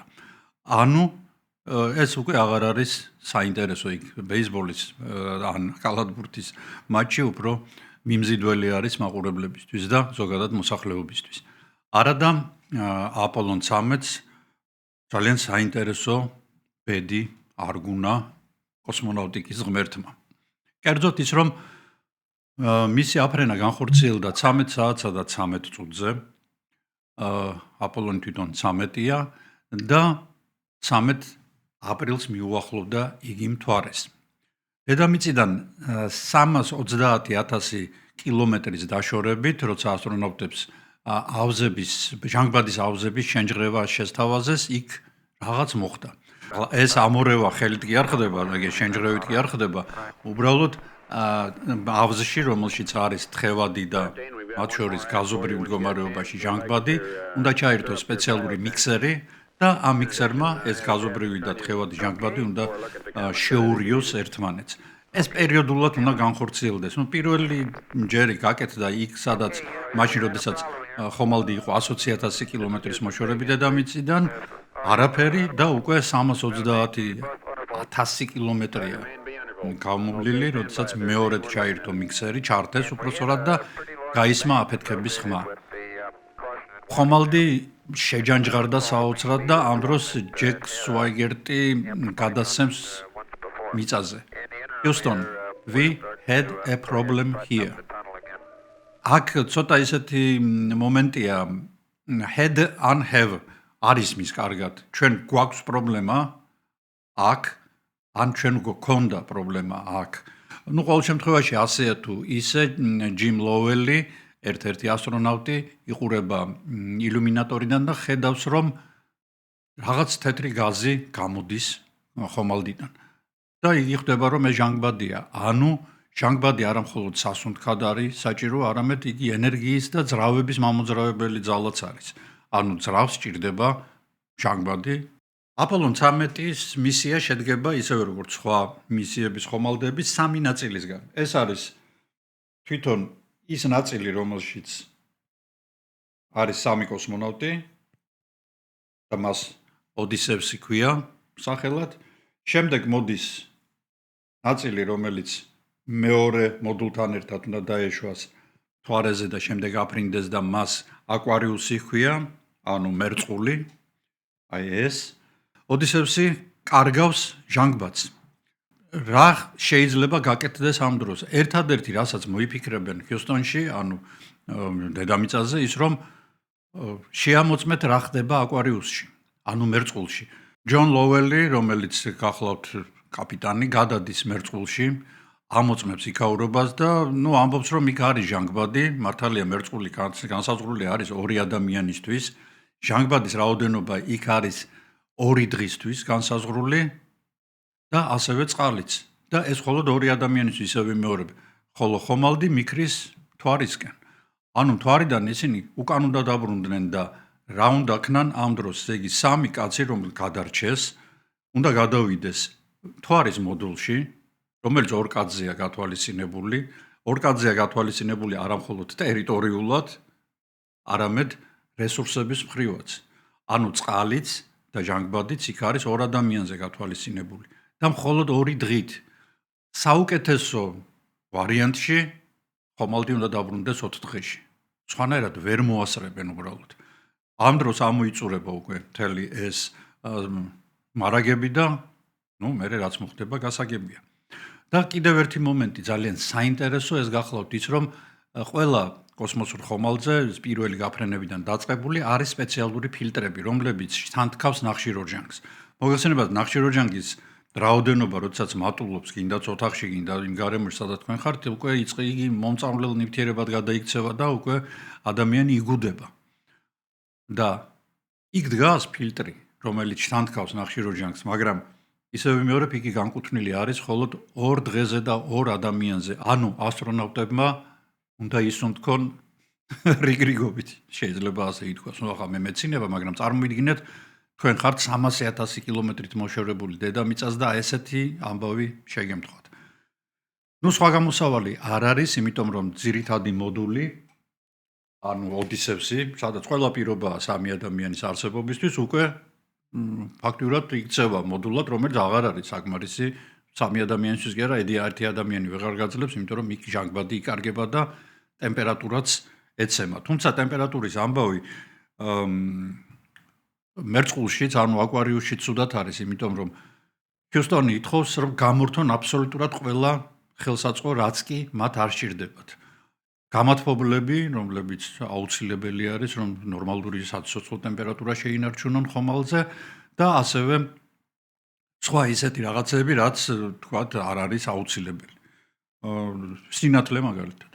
და აი წარმოვიდგინეთ, სიცივეში, სიბნელეში ზის 3 კაცი ისეთ კაბინაში, სადაც უნდა იყოს 2 ადამიანი, მათ ეწურებათ ჟანგბადი, მათ არ აქვთ არანაირი იმედი, რომ ოდესმე სახლში დაბრუნდებიან და ისინი იწყებენ თავის გადარჩენაზე ფიქრს. ერთადერთი შანსი არის ის, რომ აკვარიუსზე არსებული ძალიან მცირე რაოდენობის საწვავით, რომელიც მხოლოდ და მხოლოდ იმაზეა განსაზღვრული, რომ იგი აფრინდეს მთვარიდან და ასევე მთვარის დასაჯდომ მოდულში არსებული იმ მცირეოდენი საწვავით რაღაცნაირად მოახდინონ ორიენტირება და დაბრუნდნენ უკან დედამიწაზე და აქ გენიალური იდეა უჩნდება ჰიუსტონს და ერთ-ერთ ინჟინერს, რომელიც იტყვის, რომ ჩვენი გამოსავალი არის თვითონ მთვარე. მთვარე, რომელიც დაგვეხმარება ჩვენი ბიჭების უკან დაბრუნებაში. რანაირად და ძალიან მარტივად, რომელიც მე წინა ვიდეოშიც გითხარით, ნიუტონმაც კი იცოდა ამის შესახებ. მთვარე როგორც დიდი მაგნიტი მიიზიდავს ხომალდს. ხომალდი აქ ჩაატარებს, რა თქმა უნდა, უკვე ძრავებით მანევრს, დაარტყამს მას წრეს და მთვარე როგორც შურდული ისე გამოისვრის ხომალდს დედამიწისკენ. ანუ ხომალდს უკვე აღარ დაჭირდება დიდი რაოდენობით და კი არა, საერთოდ აღარ დაჭირდება საწვავი. თავარი არის აი ეს მანევრი მოხდეს სწორად და ხომალდმა აიღოს ზუსტი მიმართულება დედამიწისკენ. ამისათვის კი საჭირო არის იმ მცირეოდენი მარაგის გამოყენება საწვავისა, რომელიც აი ამ 2 ნაწილში, რომელიც არ არის განკუთვნილი საერთოდ დედამიწაზე დაბრუნებისთვის. რატომ? იმიტომ რომ ეს ნაწილები უნდა დარჩეს კოსმოსში. მე დამოვიწყდა მეთქვა, მეოთხე ნაწილიც აქვთ მათ. ეს არის კაფსულა, რომელიც ბრუნდება დედამიწაზე. რომელსაც აქვს სპეციალური დამცავი ფირფიტები, რომლებიც აძლევს საშუალებას მათ, რომ აი მხახუნის ძალას გაუძლონ. ანუ ამ ნაწილით ისინი ვერ დასხდებიან. ამ ნაწილით მათ შეუძლიათ მხოლოდ და მხოლოდ მართვა, რომელიც არ არის განკუთვნილი ამისთვის, მართვა ხომალდისა. კოსმონავტები ძალიან ხშირად მიმართავენ ხოლმე ორიენტაციის გასარკვევად მზეს და ვარსკვლავებს, იმიტომ რომ ეს ესეთი კონსტანტებია, რომლებიც მუდმივად ერთ ადგილას დგანან და მათი მიხედვით, რა თქმა უნდა, შეიძლება ორიენტაციის განსაზღვრა, თუ სად მიფრინავ და როგორ მიფრინავ. და აქ კიდე ხდება ძალიან ცუდი რამ, ის ნამსხვრევები, რომლებიც წარმოიქმნა აფეთქების შედეგად, შორს კი არ წასულა, ხომალდთან ერთად მოძრაობს. ანუ ასტრონავტები ილუმინატორში მზის და ვარსკვლავების ნაცვლად ხედავენ კოსმოსურ მტვერს, რომელიც ასევე ირეკლავს მზის სხივებს და ვარსკვლავებად მოგეჩვენება, მაგრამ ისინი ბრჭყვიალებენ და მოძრაობენ აქეთ-იქეთ. და აქ კიდევ ირთვება გონება, ადამიანის გონება, რომელიც მართლაც საოცარია, როდესაც იგი კრიტიკულ მდგომარეობაშია. დედამიწის ტერმინატორი. ტერმინატორი კინო გახსოვთ, ხო? მკვლელია ტერმინატორი, არა, ტერმინატორი გახლავთ ის ხაზი, რომელიც გამყოფს სიბნელეს და სინათლეს, როგორც სიბნელეს სინათლის ზღვარია.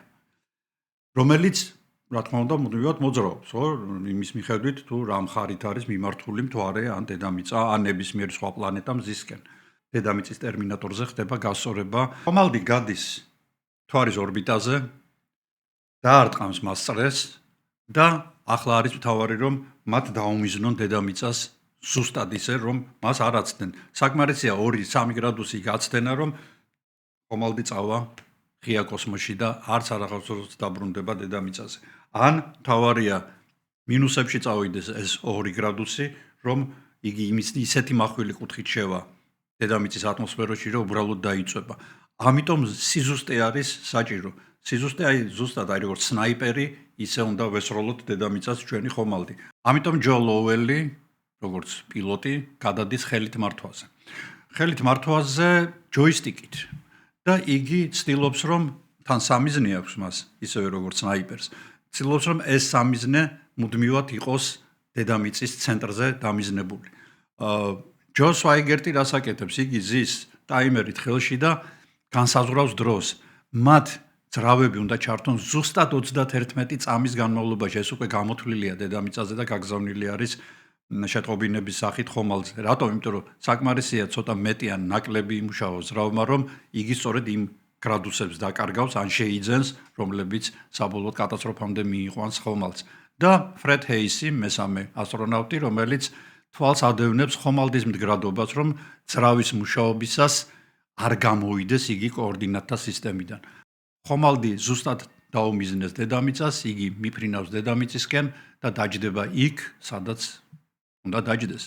მაგრამ აქ თავს იჩენს მთავარი პრობლემა, როგორც მე უკვე გითხარით, არის ნახშირორჟანგის ფილტრები, რომლებიც 2 ადამიანზე და 2 დღით არის განსაზღვრული. მესამე დღის ბოლოს 3 ადამიანის ნასუნთქი ნახშირორჟანგი იწყებს დაგროვებას კაფსულაში. ვეღარ ერევა ფილტრი. აქ ასტრონავტებს ახსენდებათ, რომ ოდისევსზე არის ასეთი კაფსულები, რომლებსაც და გაცილებით დიდი კაფსულები, რომლებსაც შეუძლიათ ნახშირორჟანგის შთანთქმა და მათი გადარჩენა. მაგრამ უბედურება იმაშია, რომ თუ ასეთი კაფსულა, ანუ ასეთი დანადგარი აკვარიუსში არის მგვალი, ოდისევსზე არსებული ეს ყუთები არის 4 კუთხედი. ანუ 4 კუთხედი მგვალში ვერ შევა, ხო, ეს ფაქტია. ამის გადასაწყვეტად ძალიან ორიგინალურად მოიქცევიან ჰიუსტონის ინჟინრები. ისინი ყველაფერი იმას, რაც ბორტზე აქვთ, კოსმონავტებს, ასტრონავტებს დაყრიან მაგიდაზე და ამ ყველაფრისგან იწყებენ აწყობას ახალი სისტემის. მუყაოს ყუთისგან ძალიან მარტივად და სკოჩით ისინი შექმნიან კონსტრუქციას, რომელიც შესაძლოა შევიდეს აკვარიუსის ფილტრში. და მართლაც როდესაც ისინი გადაცემენ ნახას ასტრონავტები ამ ყველაფერს შექმნიან, შედგამენ და ფილტრი დაიწყებს მუშაობას და ისინი უკვე უზრუნველყოფილი არიან ჟანგბადით. ეს იყო საოცრება, ეს მართლაც აი ადამიანის განუსაზღვრელ შესაძლებლობებზე მიგვითითებს, ოღონდ თავარი არის ადამიანმა არ ჩამოუშვას ხელები, რაღაცას არ მიენდოს, რომ ის გადამარჩენს. არა, თუ ხელი არ გაანძრიე, ვერავინაც ვერ გადაგარჩენს. ასტრონავტები ჩამოდიან, შედიან მოდულში, აი ამ მოდულში, სამივე აგზის, ეს არის დასაშვები მოდული მიწაზე და შემოდის, რა თქმა უნდა, აი ამ ხარით, აი ამ ხარეს აქვს მას თერმოფირფიტები, რომლებიც იცავს გადახურებისგან. შემოდიან და აი ამ გადახურების მომენტში, როდესაც მაქსიმალურ ტემპერატურას აღწევს 2700-მდე ტემპერატურა, იმდენად ძლიერია ხახუნის ძალა. აი ამ მომენტში 3 წუთით დაახლოებით უნდა დაიკარგოს წესით და რიგით კავშირი ასტრონავტებთან. ჰიუსტონი ელოდება. გადის 3 წუთი, გადის 4 წუთი, გადის 5, 6 ასტრონავტებისგან არაფერი ისმის. გადის 8 და ჩვენ კავშირზე ვართ ისმის აპოლონ 13-დან და ნუ წარმოგიდგენიათ რა ხდებოდა ალბათ და ეს ყველაფერი გადაღებულია. ამისია მისევი მეორებ დაამტკიცა, რომ ადამიანის გონებაზე ძლიერი ამ ქვეყნად არაფერია, მთავარია მან მოინდომოს. ახლა ერთ პატარა გადახვევას კიდევ გავაკეთებ და გავცემ პასუხს იმ ადამიანებს, რომლებმაც მკითხეს ცარიელია, ესე იგი მთვარე ცარიელიაო შიგნიდანო. არა, რა თქმა უნდა. მთვარე ისევე როგორც დედამიწა არის შედგება ქერქისგან, მასში არის მანტიაც და მასში არის ბირთვიც. მაგრამ რადგან მთვარე პატარაა, იგი უფრო სწრაფად გაცივდა ამ 4 მილიარდ ნახევარი წლის განმავლობაში, ვიდრე დედამიწა. ის ბირთვიც საკმაოდ პატარაა, ის ნიკელ რკინისგან შედგება ის ბირთვიც, პატარაა იმისათვის, რომ მთვარეს შეუქმნას ელექტრომაგნიტური ფარი, ისეთი როგორც დედამიწას აქვს. მთვარეზე მიდიოდა საკმაოდ ინტენსიური ლავების ამოფრქვევა. ეს იყო ვულკანურად ძალიან აქტიური ციური სხეული, იქ იღვრებოდა ლავა, ოღონდ დაახლოებით იმ ტიპის, როგორიც დღეს ჰავაებზე, ანუ ძალიან თხევადი. სწორედ ეს ლავები ქმნიდა იმ ლაქებს, რომელსაც ჩვენ ქვემოდან ვხედავთ და აი ეს ლაქები შექმნილი არის სწორედ ეს ლავური ველებია. ვულკანების გააქტიურების ტრიგერი იყო ასევე დიდი ზომის მეტეორიტები, რომლებიც ეცემოდა, ან ასტეროიდები, რომლებიც ეცემოდა მთვარეზე, ისინი აზიანებდნენ მის თხელ ქერქს და იქედან ხდებოდა ამოფრქვევები. ესეთი ნაწილები ხო ძალიან საინტერესოა, რომ დედამიწის მხარეს უფრო მეტია. ანუ აი ესეთი ლავური ველები და მათ ზღვებს უწოდებენ. რატო ზღვებს უწოდებდნენ? იმიტომ რომ როდესაც სანამ გამოიგონებდნენ ნორმალურ ტელესკოპებს, ადამიანებს ეგონათ, რომ აი ეს მუქი ტერიტორიები არის წყლით სავსე. საუბედუროთ არა. მეორე მხარეს განსხვავებული სიტუაცია, იქ უფრო მეტი არის დარტყმების კრატერები ვიდრე ვულკანური. ახლა მეორე კითხვა, რისთვის გვჭირდება მთვარე? დავანებოთ, თავი 4 მილიარდ ნახევარი წელია ტრიალებდა ეს თანამგზავრი ჩვენს ირგვლივ არავინ არ ასულა ზედ და არც არაფერი მომხდარა, ხო? არის თავისთვის და არის. კაცობრიობას თუ უნდა რომ კოსმონავტიკა განვითარდეს, თუ უნდა რომ რაც შეიძლება დახვეწილი, კარგი, დიდი ზომის კოსმოსური ხომალდები და თანამგზავრები და აპარატურა გაიყვანოს ღია კოსმოსში, მას აუცილებლად ჭირდება კარგი კოსმოდრომი. კოსმოდრომი, სადაც ნაკლები ენერგიის და რესურსების ხარჯზე გაიყვანს აი ამ ყველაფერს კოსმოსში. და ასეთი გახლავთ მთვარე, იმიტომ რომ მთვარეს აქვს ძალიან სუსტი გრავიტაცია, 6-ჯერ ნაკლები ვიდრე დედამიწას, ამიტომ იქედან ნებისმიერი კოსმოსში ნებისმიერი საგნის გატყორცნა 6-ჯერ უფრო იაფი და 6-ჯერ უფრო ეფექტური და სწრაფი და ადვილი იქნება ვიდრე დედამიწიდან. ჩვენ დედამიწიდან უამრავ ენერგიას და რესურსს ხარჯავთ აი იმ პატარა ხომალდის კოსმოსში გასაყვანად, რომელიც აი ამ დიდ რაკეტაზე არის დამაგრებული. აი ადამიანი რო შეადაროთ, აი მხელა გამოჩნდება. ეს არის მთლიანად ძრავი.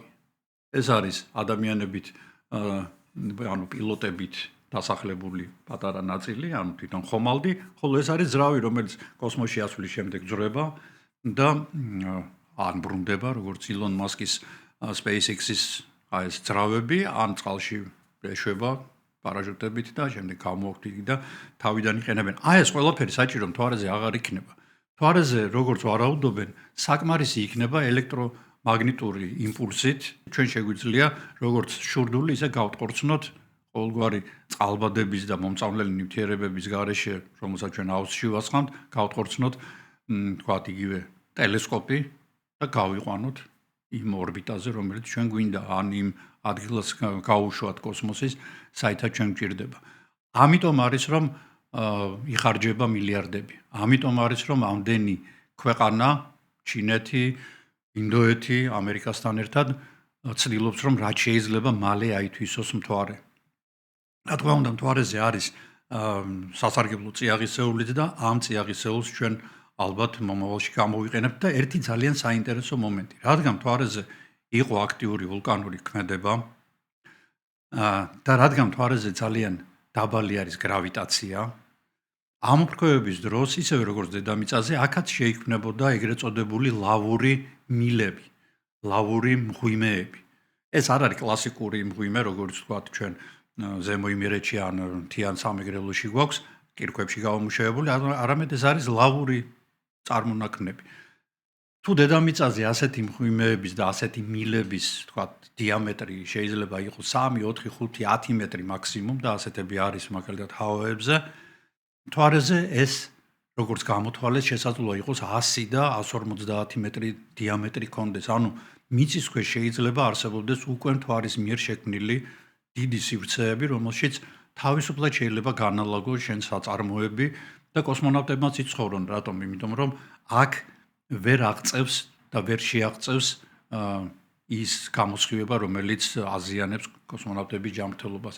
აქ არის ტემპერატურა არა -120 და არა +130, როდესაც მზე არიან არ არის იმის მიხედვით, არამედ როგორც ვარაუდობენ -15, -20, ანუ ჩვეულებრივი გასაძლისი ტემპერატურა ამ ტემპერატურებზე ეგერ სახელმწიფოები 10 თვის განმავლობაში ცხოვრობენ და ძალიან წარმატებულებიც არიან, ეგერ ისლანდია და ნორვეგია იღეთ და ფინეთი თუნდაც. ანუ მთვარეს ბევრი პლუსი აქვს. აქ ჩვენ შეგვიძლია, როგორც მე წინა ვიდეოში ვთქვი, რაღაც ისეთი საწარმოები ხელოვნური ინტელექტის და რობოტების საშუალებით შევქმნათ, რომლებიც დედამიწისთვის მომწამლელია, დედამიწისთვის დამაზიანებელია. ამან შეიძლება ცოტა მაინც განტვირთოს დედამიწა იმ ცუდი წარმოებებისგან, რაც ჩვენ დღემდე გვაქვს და რაც გვიწამლავს ცხოვრებას და ზრდის დაავადებების რაოდენობას. აპოლო 13-ის შემდეგ იყო აპოლო 14 და იგი გამორჩეული იყო იმით, რომ ალან შეპარდმა, აი პირველმა კოსმონავტმა, რომელიც გაგარინს მიყვა უკან, აიტანა კონტრაბანდის სახით გოლფის ბურთი და გოლფის ეს დასარტყმელი. და როდესაც მთელი ძალით დაარტყა ბურთს, ბურთი გაფრინდა და როგორც ვარაუდობენ, იგი დღემდე ტრიალებს მთვარის ირგვლივ. მასვე ეკუთვნის ძალიან საინტერესო მომენტი, მან ცერათითი გაიშვირა დედამიწისკენ და თქვა, რომ აი მე ცერათითით შემიძლია ჩვენი პლანეტა დაუფარო, ესე იგი რამდენად პატარა და მოწყვლადი არის ეს ცისფერი ბურთიო. ამას ალბათ ყველა ასტრონავტი ამბობს, რომელიც ჩვენს დედამიწას შორიდან ხედავს და ის ასტრონავტებიც ის 5 მამაცი ადამიანი, რომელმაც უკვე წრე დაარტყა მთვარეს და უკან ბრუნდება.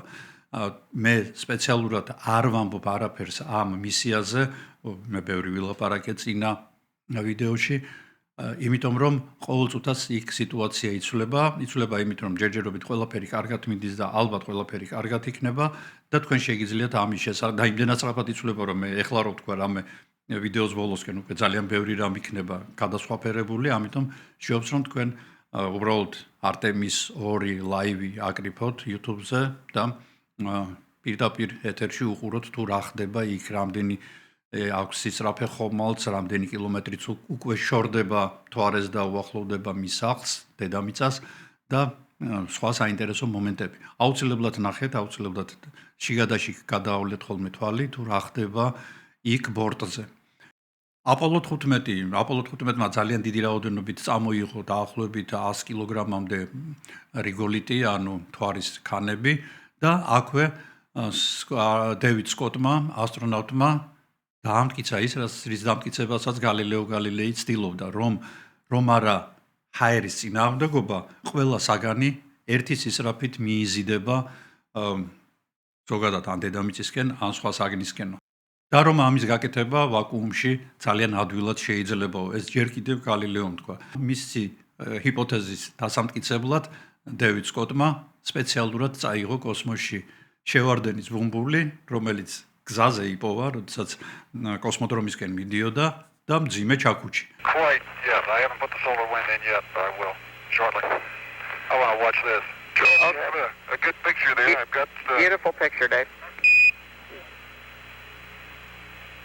Well, in my left hand I have a feather. In my right hand a hammer. And I guess one of the reasons we got here today was because of a gentleman named Galileo a long time ago, who made a rather significant discovery about falling objects in gravity fields. And we thought that where would be a better place to confirm his findings than hit the ground at the same time. How about that? Which proves that Mr. Galileo was correct in his findings.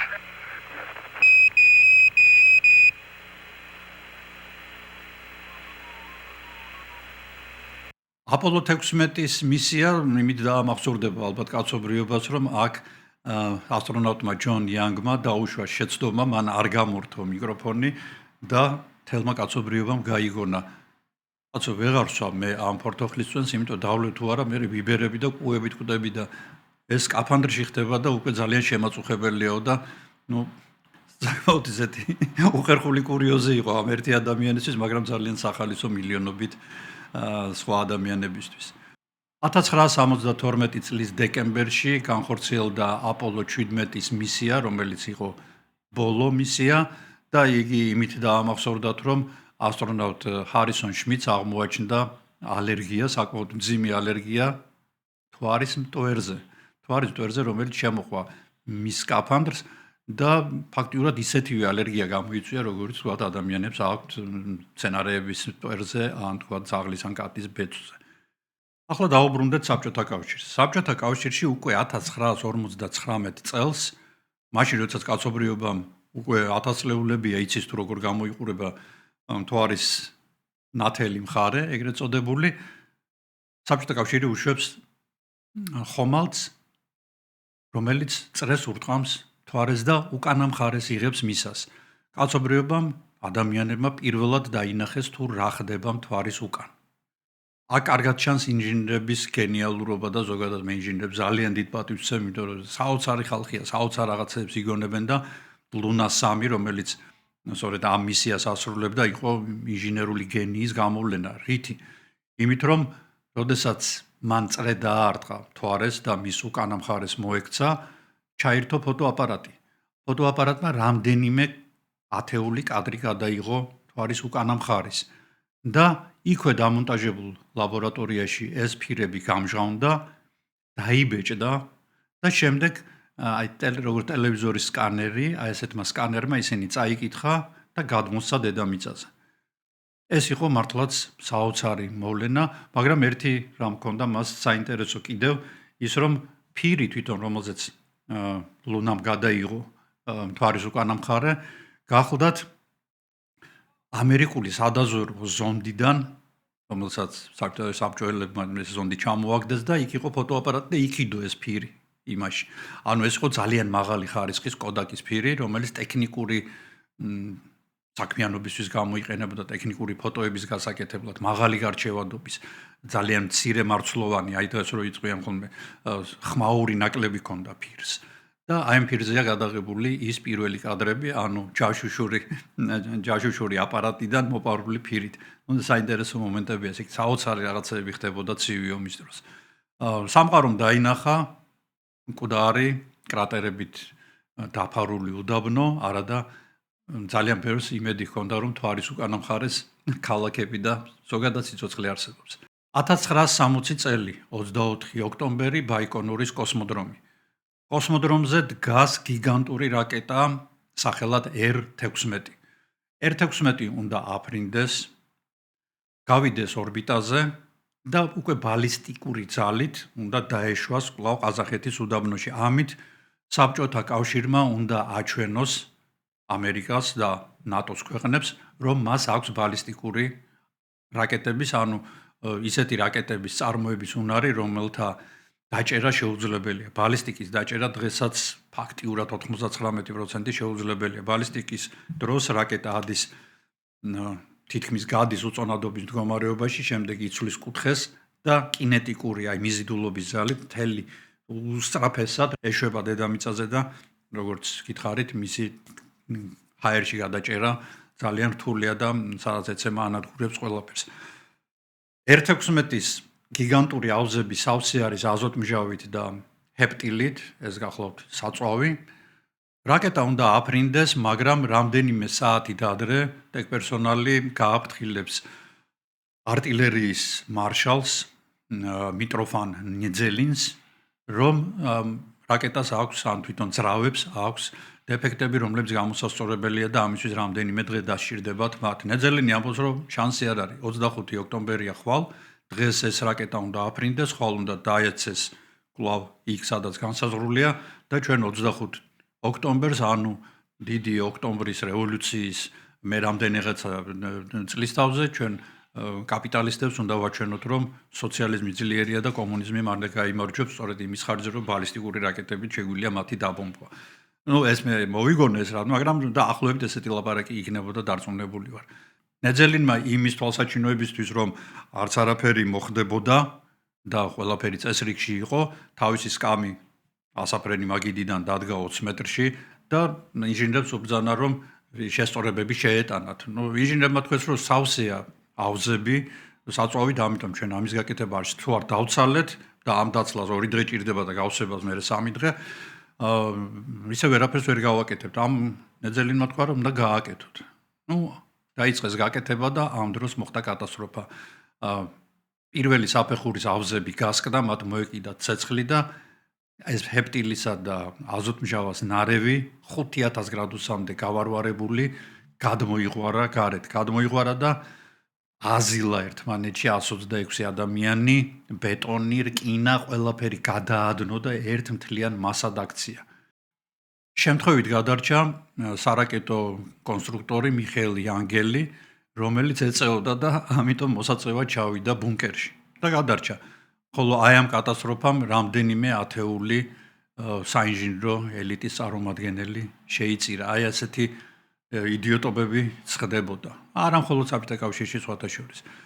მხოლოდ 1989 წელს უკვე პერესტროიკის დროს გახდა ამ გიგანტური ტრაგედიის შესახებ ცნობილი.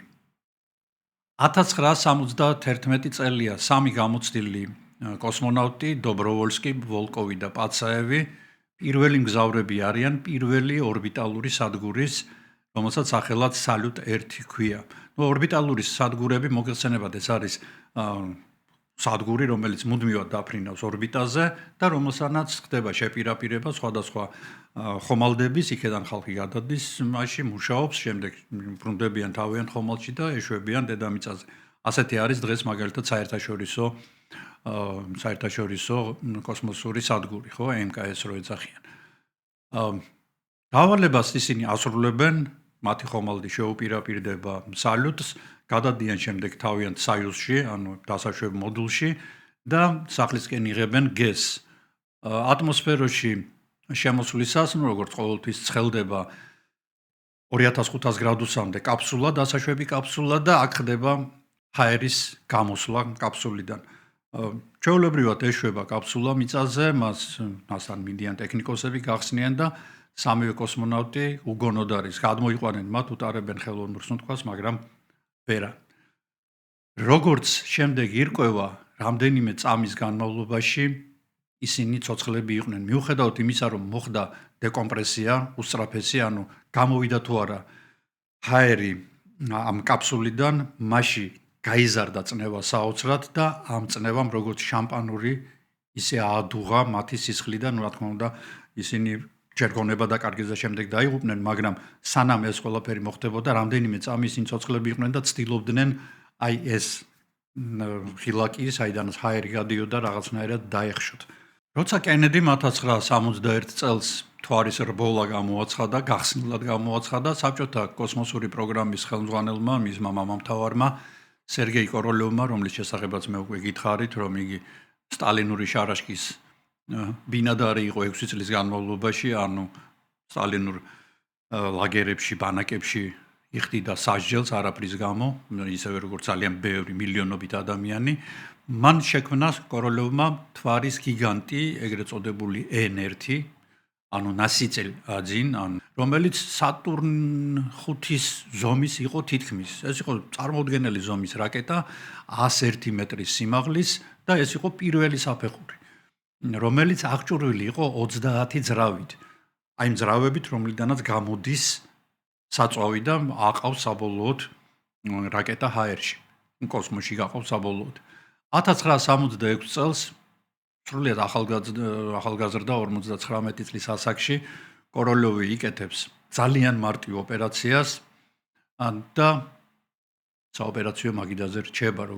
აქ უნდა ვთქვა, რომ აი ვერნერ ფონ ბრაუნისგან განსხვავებით კოროლიოვის სახელი სანამ იგი არ გარდაიცვალა, არავინ იცოდა.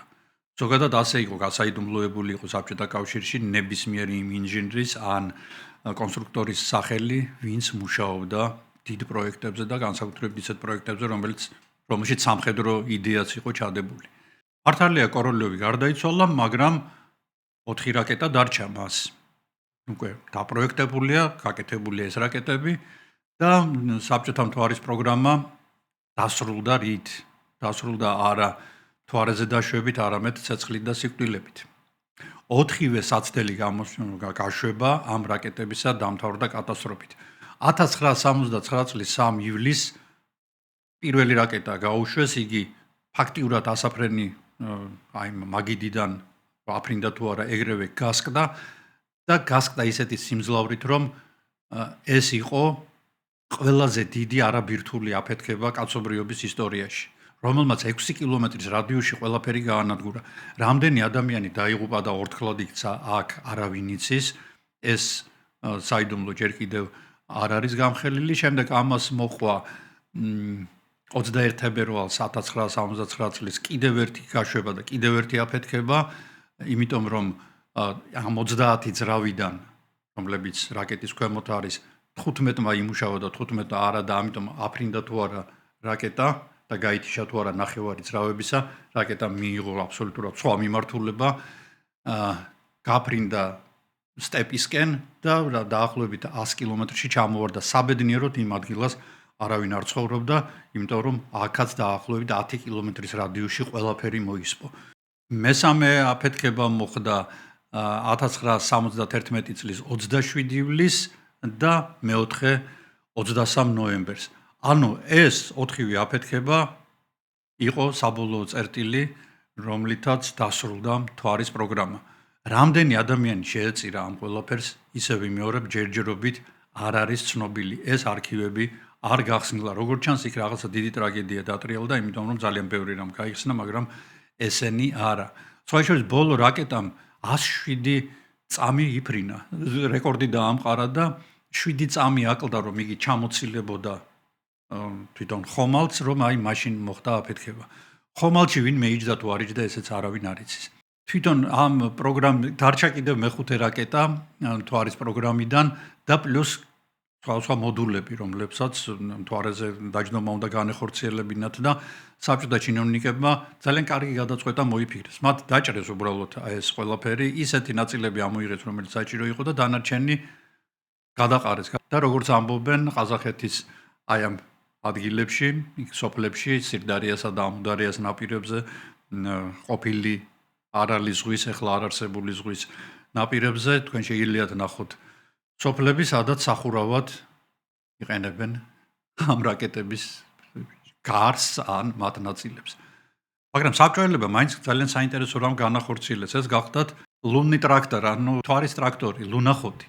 1970 წელს გაშვებული ეს აპარატი, რომელიც ქვაბს უფრო გავდა, იგი როდესაც შედიოდა სინათლეში, მას თავი ეხსნებოდა და იწყებდა მზის ენერგიის გამოყენებას, როგორც კი სიბნელეში შედიოდა, ეს სახურავი იხურებოდა და ლუნახოდმა გაიარა რამდენიმე ათეული კილომეტრი. ძალიან ნელღა დადიოდა, იგი იღებდა გრუნტის ნიმუშებს, აგზავნიდა ფოტოებს დედამიწაზე. საკმაოდ ძალიან საინტერესო და სასარგებლო მისია იყო, სხვათა შორის. თვითონ შიგნით სითბოს ინარჩუნებდა, იზოტოპური სითბოს წყარო იყო, რომელიც პლუტონიუმ 238-ით იკვებებოდა და თვითონ ამ კაფსულაში ტემპერატურა მუდმივად იყო 20 გრადუსი, ანუ კომფორტული ტემპერატურა იყო.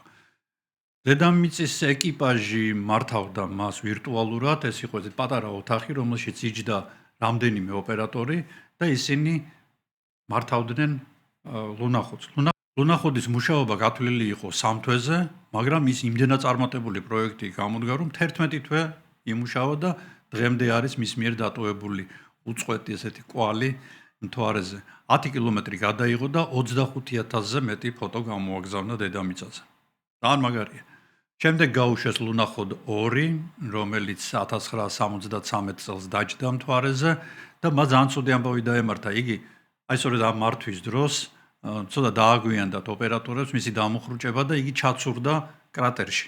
ჩაცურდა იქ კრატერი იმხელა იყო, რომ კარგახანს იბოდიალებდა შიგნით და კარგ საქმეებსაც გააკეთებდა, მაგრამ ცუდი რამ დაემართა ამ ჩაცურების მომენტში მის მზის ბატარეებზე, რომელიც ღია იყო, აი თავსახური მთვარის მტვერი დაიყარა და თავსახურმა უკვე დახურვა ვეღარ შეძლო და ამის გამო გამოვიდა ლუნახოდი მწყობრიდან, თორე ისე კი მასაც ალბათ მოუწევდა თვეების განმავლობაში მთვარის მტვერის ტკეპნა.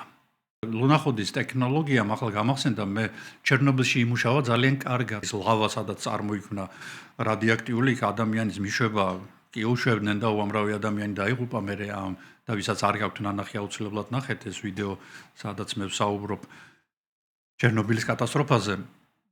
იქ ადამიანს ვერ უშვებდნენ და აი ლუნახოდის მისი მსგავსი აპარატი შექმნეს, რომელმაც ძალიან დიდი როლი შეასრულა იქედან რადიოაქტიული ნივთიერებების გამოტანის და შემდეგ დამარხვის საქმეში.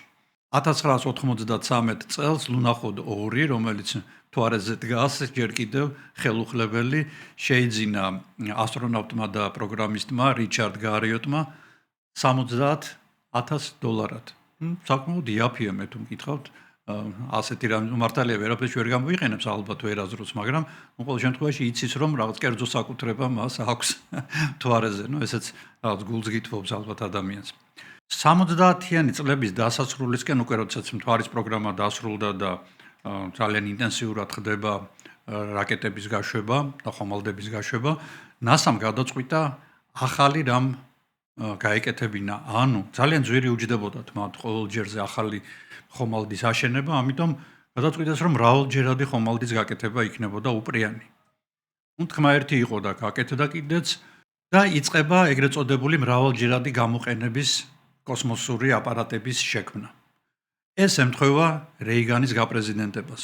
რესპუბლიკელი რეიგანი გამოირჩეოდა საბჭოთა კავშირისადმი უზარმაზარი სიყვარულით, ისეთი სიყვარულით, რომ მან ასეთი ბლეფი გამოაგდო, რომ ჩვენ ვიწყებთ ლაზერული აპარატების გაშვებას დედამიწის ორბიტაზე და ნებისმიერი თვითმფრინავი იქნება ეს რაკეტა იქნება, არ აქვს მნიშვნელობა, შეგვიძლია აფრენის მომენტშივე გავანადგუროთ. ანუ ეს იყო პირდაპირი დამუხრება საბჭოთა კავშირზე, რომელსაც რეიგანი ბოროტების იმპერიას უწოდებდა და ძალიან სამართლიანადაც. 1991 წლის 12 აპრილს, ანუ გაგარინის კოსმოსში აფრენიდან ზუსტად 20 წლის თავზე, კანავერალის კონცხიდან ფრინდება რაკეტა, რომელსაც თან მიაქვს მრავალჯერადი გამოყენების ხომალდი ჩელენჯერი. ჩელენჯერი, რომელიც კიდევ დიდხანს იფრენს. ეს ნიშნავს იმას, რომ საბჭოთა კავშირი უკვე ისე ჩამორჩა, რომ იგი ვერასდროს ვეღარ დაეწევა ამერიკას.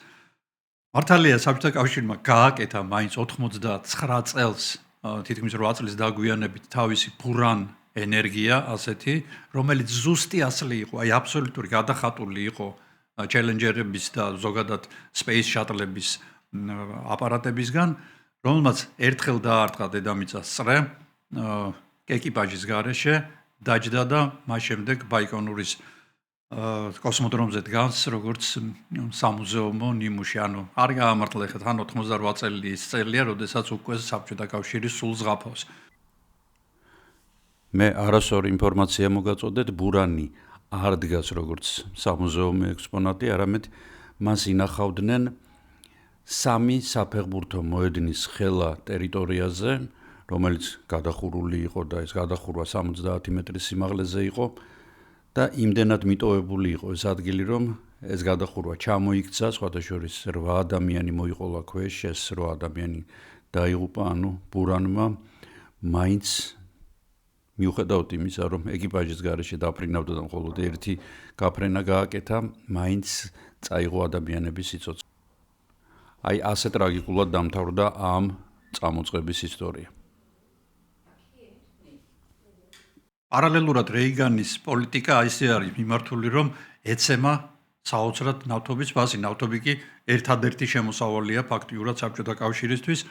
ამას მოყვება ის, რომ ერთმანეთს მიყვებიან ლიდერები, ჩერნენკო, ბრეჟნევი, სუსლოვი, პანამარიოვი, რა ვიცი, ჯანდაბა მაგათ რამდენი იყვნენ და მოდის საბოლოოდ გორბაჩოვი, რომელიც დაასამარებს კიდეც საბჭოთა კავშირს და ყველაფერი ეს ფაქტიურად იყო და ეს ყველაფერი იყო აი Space Shuttle-ების პროგრამის გამოძახილი. შატლები საკმაოდ წარმატებით დაფრინავდნენ, ისინი ასრულებდნენ ძალიან ბევრ დავალებას და იყო სულ 5 გამოშვებული, ეს იყო Challenger-ი, Discovery, Atlantis-ი, Endeavour-ი და Columbia. კიდევ იყო ერთი Enterprise-ი, რომელიც უბრალოდ არ გაუშვიათ და დღესაც ისე დგას, როგორც იყო, ანუ კოსმოსში ის არ ყოფილა.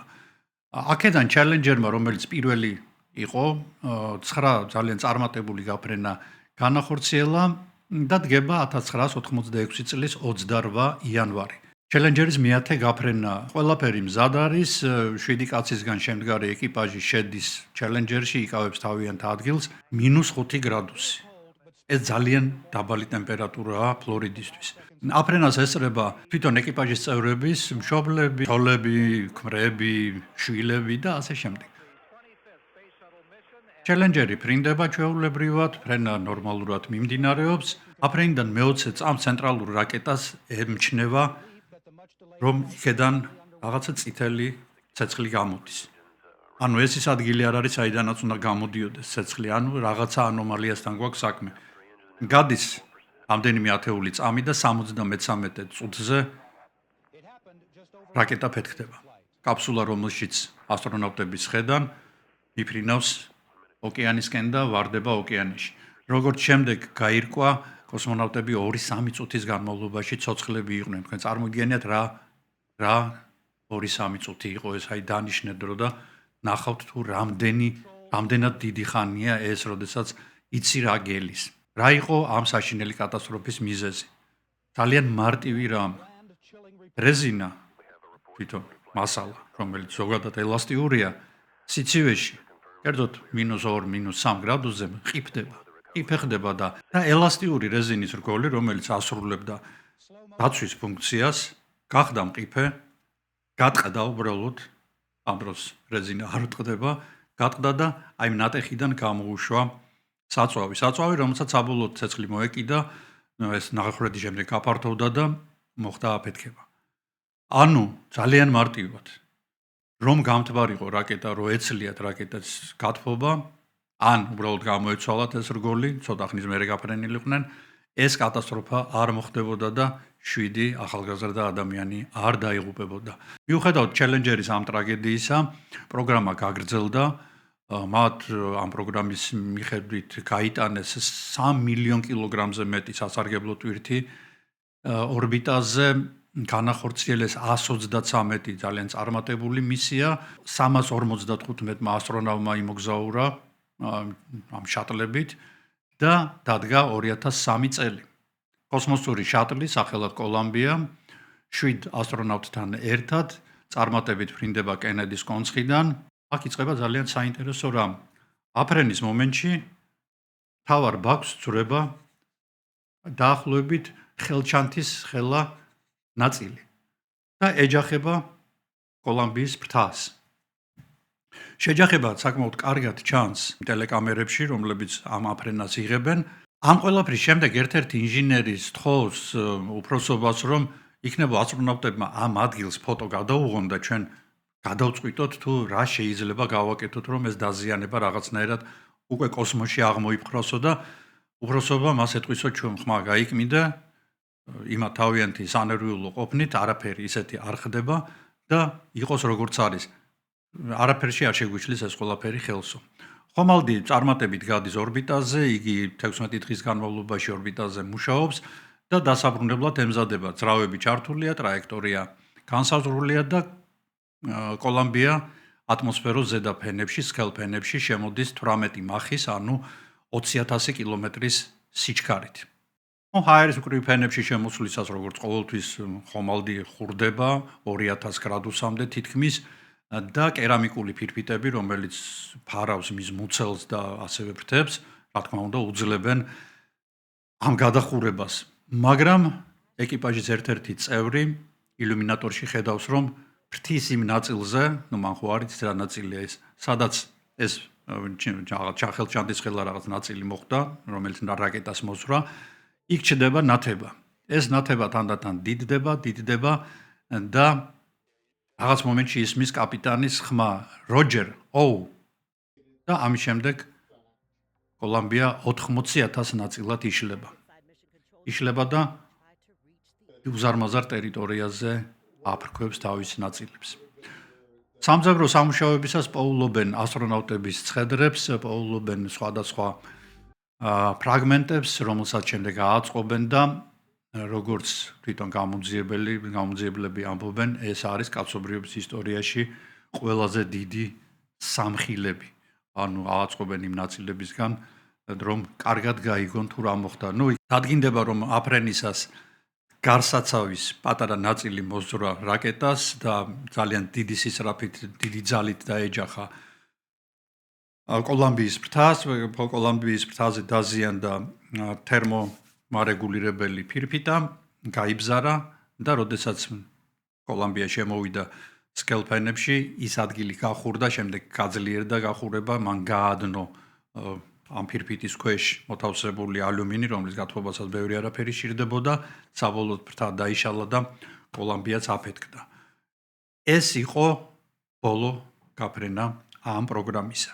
მე ამასინათ შევადარე შატლებისში არსებული კომპიუტერების სიმძლავრე ჩემს ტელეფონში არსებულ პროცესორის სიმძლავრეს და აღმოჩნდა, რომ იგი 200,000-ჯერ უფრო ძლიერია ვიდრე იქ დამონტაჟებული კომპიუტერები, რომ იქ თუ მქონდა 100 კილობაიტი ოპერატიული მეხსიერება შატლის კომპიუტერს, ჩემსაც აქვს 16 გიგაბაიტი, ანუ 16,000-ჯერ მეტი, ან წარმოუდგენელი პროგრესია. მართალია, ამის გამო დღევანდელი ფრენები გაცილებით მარტივია, გაცილებით უსაფრთხოა, მაგრამ მე მაინც მინდა რომ წარმატება უსურვო ჩვენს იქო კანადელები, ამერიკელები არ არიან, ის არიან კაცობრიობის წარმომადგენლები, ადამიანები დედამიწიდან, რომლებიც ახლა უახლოვდებიან ჩვენს პლანეტას, რომლებმაც შემოუფრინეს მთვარეს და გზა გახსნეს მისი ათვისებისკენ. ახლა რაც შეეხება ჩინეთს, ჩვენ ჩინეთი ამოვტოვეთ უზარმაზარი ქვეყანა, რომელიც ძალიან წარმატებულია ამ ბოლო პერიოდში. და ვინ არის ჩინეთის კოსმოსური მამა, კოსმოსის მამა, კოსმოსური პროგრამების. ეს გახლავთ ვინმე ციან სუსენი, რომელიც 50-იან წლებში მაკარტიზმის და მაკარტიზმი გახლავთ ესეთი ტერმინია, რომელიც აღნიშნავს ამერიკაში კომუნისტებთან ბრძოლის და კომუნისტებზე ნადირობის ერას. აი მაკარტიზმის ერაში დაიჭირეს როგორც კომუნისტი, შემდეგ გაუცვალეს ჩინელებს ამერიკელ ტყვეებში, რომლებიც ვიეტნამის და კორეის ომებში მონაწილეობდნენ და სწორედ ეს ციან სუსენი გახდა იგივე კოროლიოვი, იგივე ვერნერ ფონ ბრაუნი ჩინეთისთვის. სწორედ მან გააკეთა პირველი რაკეტები და ასეთი დანაშაულებრივი სისულელე ამერიკას მე-20 საუკუნეში ალბათ არც გაუკეთებიო. 1996 წელს მოხდა ტრაგედია, რომლის დროსაც არავინ იცის რამდენი ასეული ადამიანი დაიღუპა. კერძოდ, აფრინდა ლონგ მარში გიგანტური რაკეტა, ეს 15 თებერვალს ხდება 96 წლის, რომელიც გადაიხარა, ანუ ასწდა თავის ნორმალურ გზას და აი ეს გიგანტი დაეცა სოფელზე. ეხლა ჩინური სოფელი რომ 6 კაცისგან არ შედგება და ამდენი თქვეს რომ 6 კაცი დაიღუპაო სულო, მოგეხსენებათ ხო იქ რამდენიმე ასეული ადამიანი ცხოვრობდა ალბათ და ასეც გამოდგა, იმიტომ რომ როგორც შემდეგ თანამგზავრული ფოტოებით დაადგინეს ამ ადგილიდან სატვირთო მანქანებით გაქონდათ გარდაცვლილები, დაღუპულები უпроსორად, ანუ ამხელა რაკეტა დაეცა და გადაბურგა იქაურობა. ანუ დღემდე რა თქმა უნდა, ეხლა ეს ტოტალიტარული სახელმწიფოა და იმალება აი ეს ციფრი ადამიანების მსხვერპლის. ჩინეთმა რა თქმა უნდა თავის შეცდომებზე სწავლა კარგად იცის. 2003 წელს ისინი გახდნენ მესამე ქვეყანა საბჭოთა კავშირსა და ამერიკის შეერთებული შტატების შემდეგ, რომლებმაც ადამიანი საკუთარი რაკეტით გაუშვეს კოსმოსში. ეს გახლდათ იან ლივეი, მან დედამიწას 14-ჯერ შემოუვარა. როდესაც ლივეის კითხეზე ძალიან საინტერესოა, ნუ არსებობს ასეთი მოსაზრება, რომ ერთადერთი ადამიანის მიერ შექმნილი კონსტრუქცია, რომელიც ზემოდან ჩანს, ეს არის ჩინეთის კედელი. როდესაც მას კითხეს, დაინახეო ჩინეთის კედელიო, პირველი რაც კითხეს ეგიო და არა, არ ჩანს იქიდან ჩინეთის კედელიო და ამაზე ძალიან გაბრაზდნენ ჩინეთის მესვეურები, იმიტომ რომ ეს ლეგენდა თვითონ მათივე დანერგილია, რომ აი ჩინეთი იმდენად დიდი ქვეყანაა, რომ იქედანაც კოსმოსიდანაც კი ჩანს შეუიარაღებელი თვალით მათი მიერ აშენებული კედელი. შემდეგი მისია იყო ჩანჯ 4, რომელიც 2019 წელს აფრინდა და მან რბილი დაშვება მოახდინა მთვარის უკანა მხარეს და საერთოდ ძალიან საინტერესო რამ გააკეთეს ჩინელებმა. როდესაც მთვარის უკანა მხარეს გადის თანამგზავრი, იგი კარგავს კავშირს დედამიწასთან. რატომ? იმიტომ რომ აგერ არის დედამიწა, აგერ არის მთვარე, აგერ ვარ მე. მე აქედან რომ გადავცემ და ეს მოკლე ტალღებით ხდება. იქედან აქამდე მოსვლა. ის გვერდს არ აუვლის ამ მთვარეს. ამიტომ ეჯახება მთვარის ზედაპირს და იქვე რჩება. რა გააკეთეს ჩინელებმა? ჩინელებმა წინასწარ გაუშვეს თანამგზავრი, რომელიც დადგა აი ამ ნაწილში და როდესაც დაჯდა მთვარის მოდული მთვარის უკანა მხარეს, მან დაიწყო გადაცემა ამ თანამგზავრზე რადიო სიგნალების და ტელესიგნალების. ამ თანამგზავრიდან კი, რომელიც გაცდენილი იყო მთვარის აი ამ ნაწილს, უკანა ნაწილს, მოხდა დედამიწაზე გადმოცემა სიგნალების და ამით ჩინეთმა ძალიან დიდი გარღვევა მოახდინა, ძალიან ესეთი ეშმაკური წესით და ძალიან კარგი ტექნოლოგიით. ჩინელებმა კიდევ ერთი გარღვევა გააკეთეს 2026 წელს უკვე, მათ დაიწყეს ორბიტაზე საერთაშორისო სადგურის, უпроსორად ჯერჯერობით ორბიტალური სადგურის, ეს საერთაშორისო შემდეგ გახდება თუ არა არავინ იცის და ეს სადგური როგორც სასტუმრო ისე მიიღებს ტაიკონავტებს, ანუ ასტრონავტებს, ანუ კოსმონავტებს თავის ბორტზე, აქ უკვე ჩატარდება რაღაც ექსპერიმენტები, შემდეგ ამ მიერთებული ხომალდით ეს კოსმონავტები დაბრუნდებიან უკან.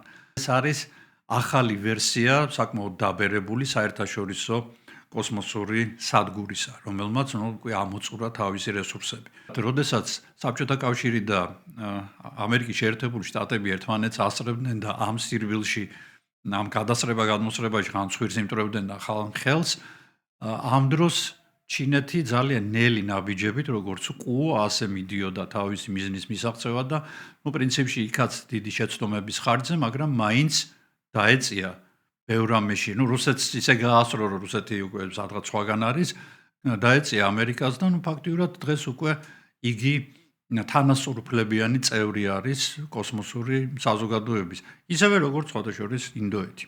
1990 წელს ხომალდმა Voyager 1-მა 9 მილიარდი კილომეტრის მანძილიდან ბოლოჯერ გადმოხედა ჩვენს მზის სისტემას და იქ დააფიქსირა ერთი პატარა წვრილი ცისფერი წერტილი, რომელიც ვარსკვლავების გარემოცვაში იყო. 4.7 მილიარდი წლის წინ წარმოიქმნა იგი, ჩვენი პლანეტა დედამიწა. მას შემდეგ მან უამრავი რამ განიცადა, მასზე გაჩნდა წყალი, მას ბომბავდნენ ასტეროიდები და კომეტები, მასზე ჩნდებოდა და იღუპებოდა სიცოცხლე, სიცოცხლე ამოდიოდა წყლიდან, დაბრუნდებოდა უკან წყალში. ხანაც ფანტასტიკური გიგანტები ბინადრობდნენ მათზე, რომლებიც ერთმა პატარა ქვის ნატეხმა გაანადგურა. ხოლო 300,000 წლის წინ სადღაც აფრიკის სავანაში გაჩნდა ორფეხზე მოსიარულე არსება, რომელსაც არც კლანჭები ჰქონდა, არც გრძელი ეშვები, არც კარგად სირბილი შეეძლო და არც კარგად ხტომა, მაგრამ სამაგიეროდ მას ჰქონდა კარგად განვითარებული თავის ტვინი. თავის ტვინი, რომელმაც აიძულა იგი წამოსულიყო აფრიკიდან, გადაელახა მთები, ზღვები, მოსულიყო იგივე საქართველომდე, აქ შეხვედრო და ნეანდერტალელებს სადღაც ჭიათურის და ტყიბულის მიდამოებში გაენადგურებია ისინი, მოეპოვებინა ცეცხლი და ნელ-ნელა ჩვენ მოვედეთ დედამიწას და გავხდით მისი ბატონ პატრონი. ასე გგონია ყოველ შემთხვევაში, მაგრამ ასე არ არის. ჩვენ ძალიან ბევრს ვაკეთებთ იმისათვის, რომ ბუნება შევცვალოთ, მაგრამ ბუნება ასმაგი ძალით პასუხობს და ამის მაგალითები ძალიან ბევრი გვაქვს. ჩვენ უნდა ვიცხოვროთ და უნდა შევეგუოთ დედამიწაზე არსებობა, სადაც არ უნდა წავიდეთ, რა სიშორეზეც არ უნდა გავფრინდეთ, ჩვენი სახლი აქ არის. დავიპყროთ სხვა პლანეტებს, მაინც აქ დავბრუნდებით, იმიტომ რომ აქ არის ჩვენი მშობლები, საფლავები, აქ გაიზრდებიან ჩვენი შვილები და შვილიშვილები და მართალი გითხრათ, მე ცოტა მეშინია და ვნერვიულობ, რას ვუტოვებთ მათ, ჩვენ შვილებს, ჩვენ შვილიშვილებს. იმედი ადამიანი მოეგება გონს და იმ ადგილის განადგურებას არ დაიწყებს და ბოლომდე არ მოსპობს, სადაც იგი ცხოვრობს და სადაც მისი შთამომავლობა უნდა გაიზარდოს. ჩვენი კოსმოსური ამბიციები კაცობრიობის დაზღვევად უნდა ვაქციოთ, ანუ ის პლანეტები, რომლებსაც ჩვენ სამომავლოდ ავითვისებთ, ეს უნდა იყოს ერთგვარი დროებითი ბაზა, სადაც ჩვენ ავაშენებთ ქარხნებს და ფაბრიკებს ისეთებს, რომლებიც არ დააბინძურებენ ჩვენს ძირითად სახლს. ამ პლანეტებზე თუ შევძლებთ, ავაყვავებთ სიცოცხლეს და რაღაც ოაზისებს შევქმნით, მაგრამ ეს ძალიან შორეული მომავლის პერსპექტივაა, თუ საერთოდ გვიწერია, თუ საერთოდ გადავრჩით და თუ მანამდე არ გავანადგურეთ ერთმანეთი, ვიდრე რაღაც ტექნიკური პროგრესის წვერვალს მივაღწევთ, ისეც, რომელიც საშუალებას მოგცემს სათადარიგო დასაჯდომი ადგილები გქონდეს. მე მინდა ძალიან დიდი მადლობა გადაგიხადოთ, რომ ამ ძალიან გრძელ და ჩემი აზრით მაინც საინტერესო მოგზაურობაში ჩემთან ერთად იყავით, ალბათ ბევრი რამ გაიგეთ, ალბათ კვლავ გაჩნდება კითხვები და მე ვეცდები ეს კითხვები შევაგროვოთ და ამის პასუხები შემოგთავაზოთ. წინასწარ მოგილოცოთ მინდა ყველა ის დღესასწაული, რომელიც წინგველის, განსაკუთრებით ბრწყინვალე აღდგომის დღესასწაული და მე ვეცდები მალე დაგიბრუნდეთ.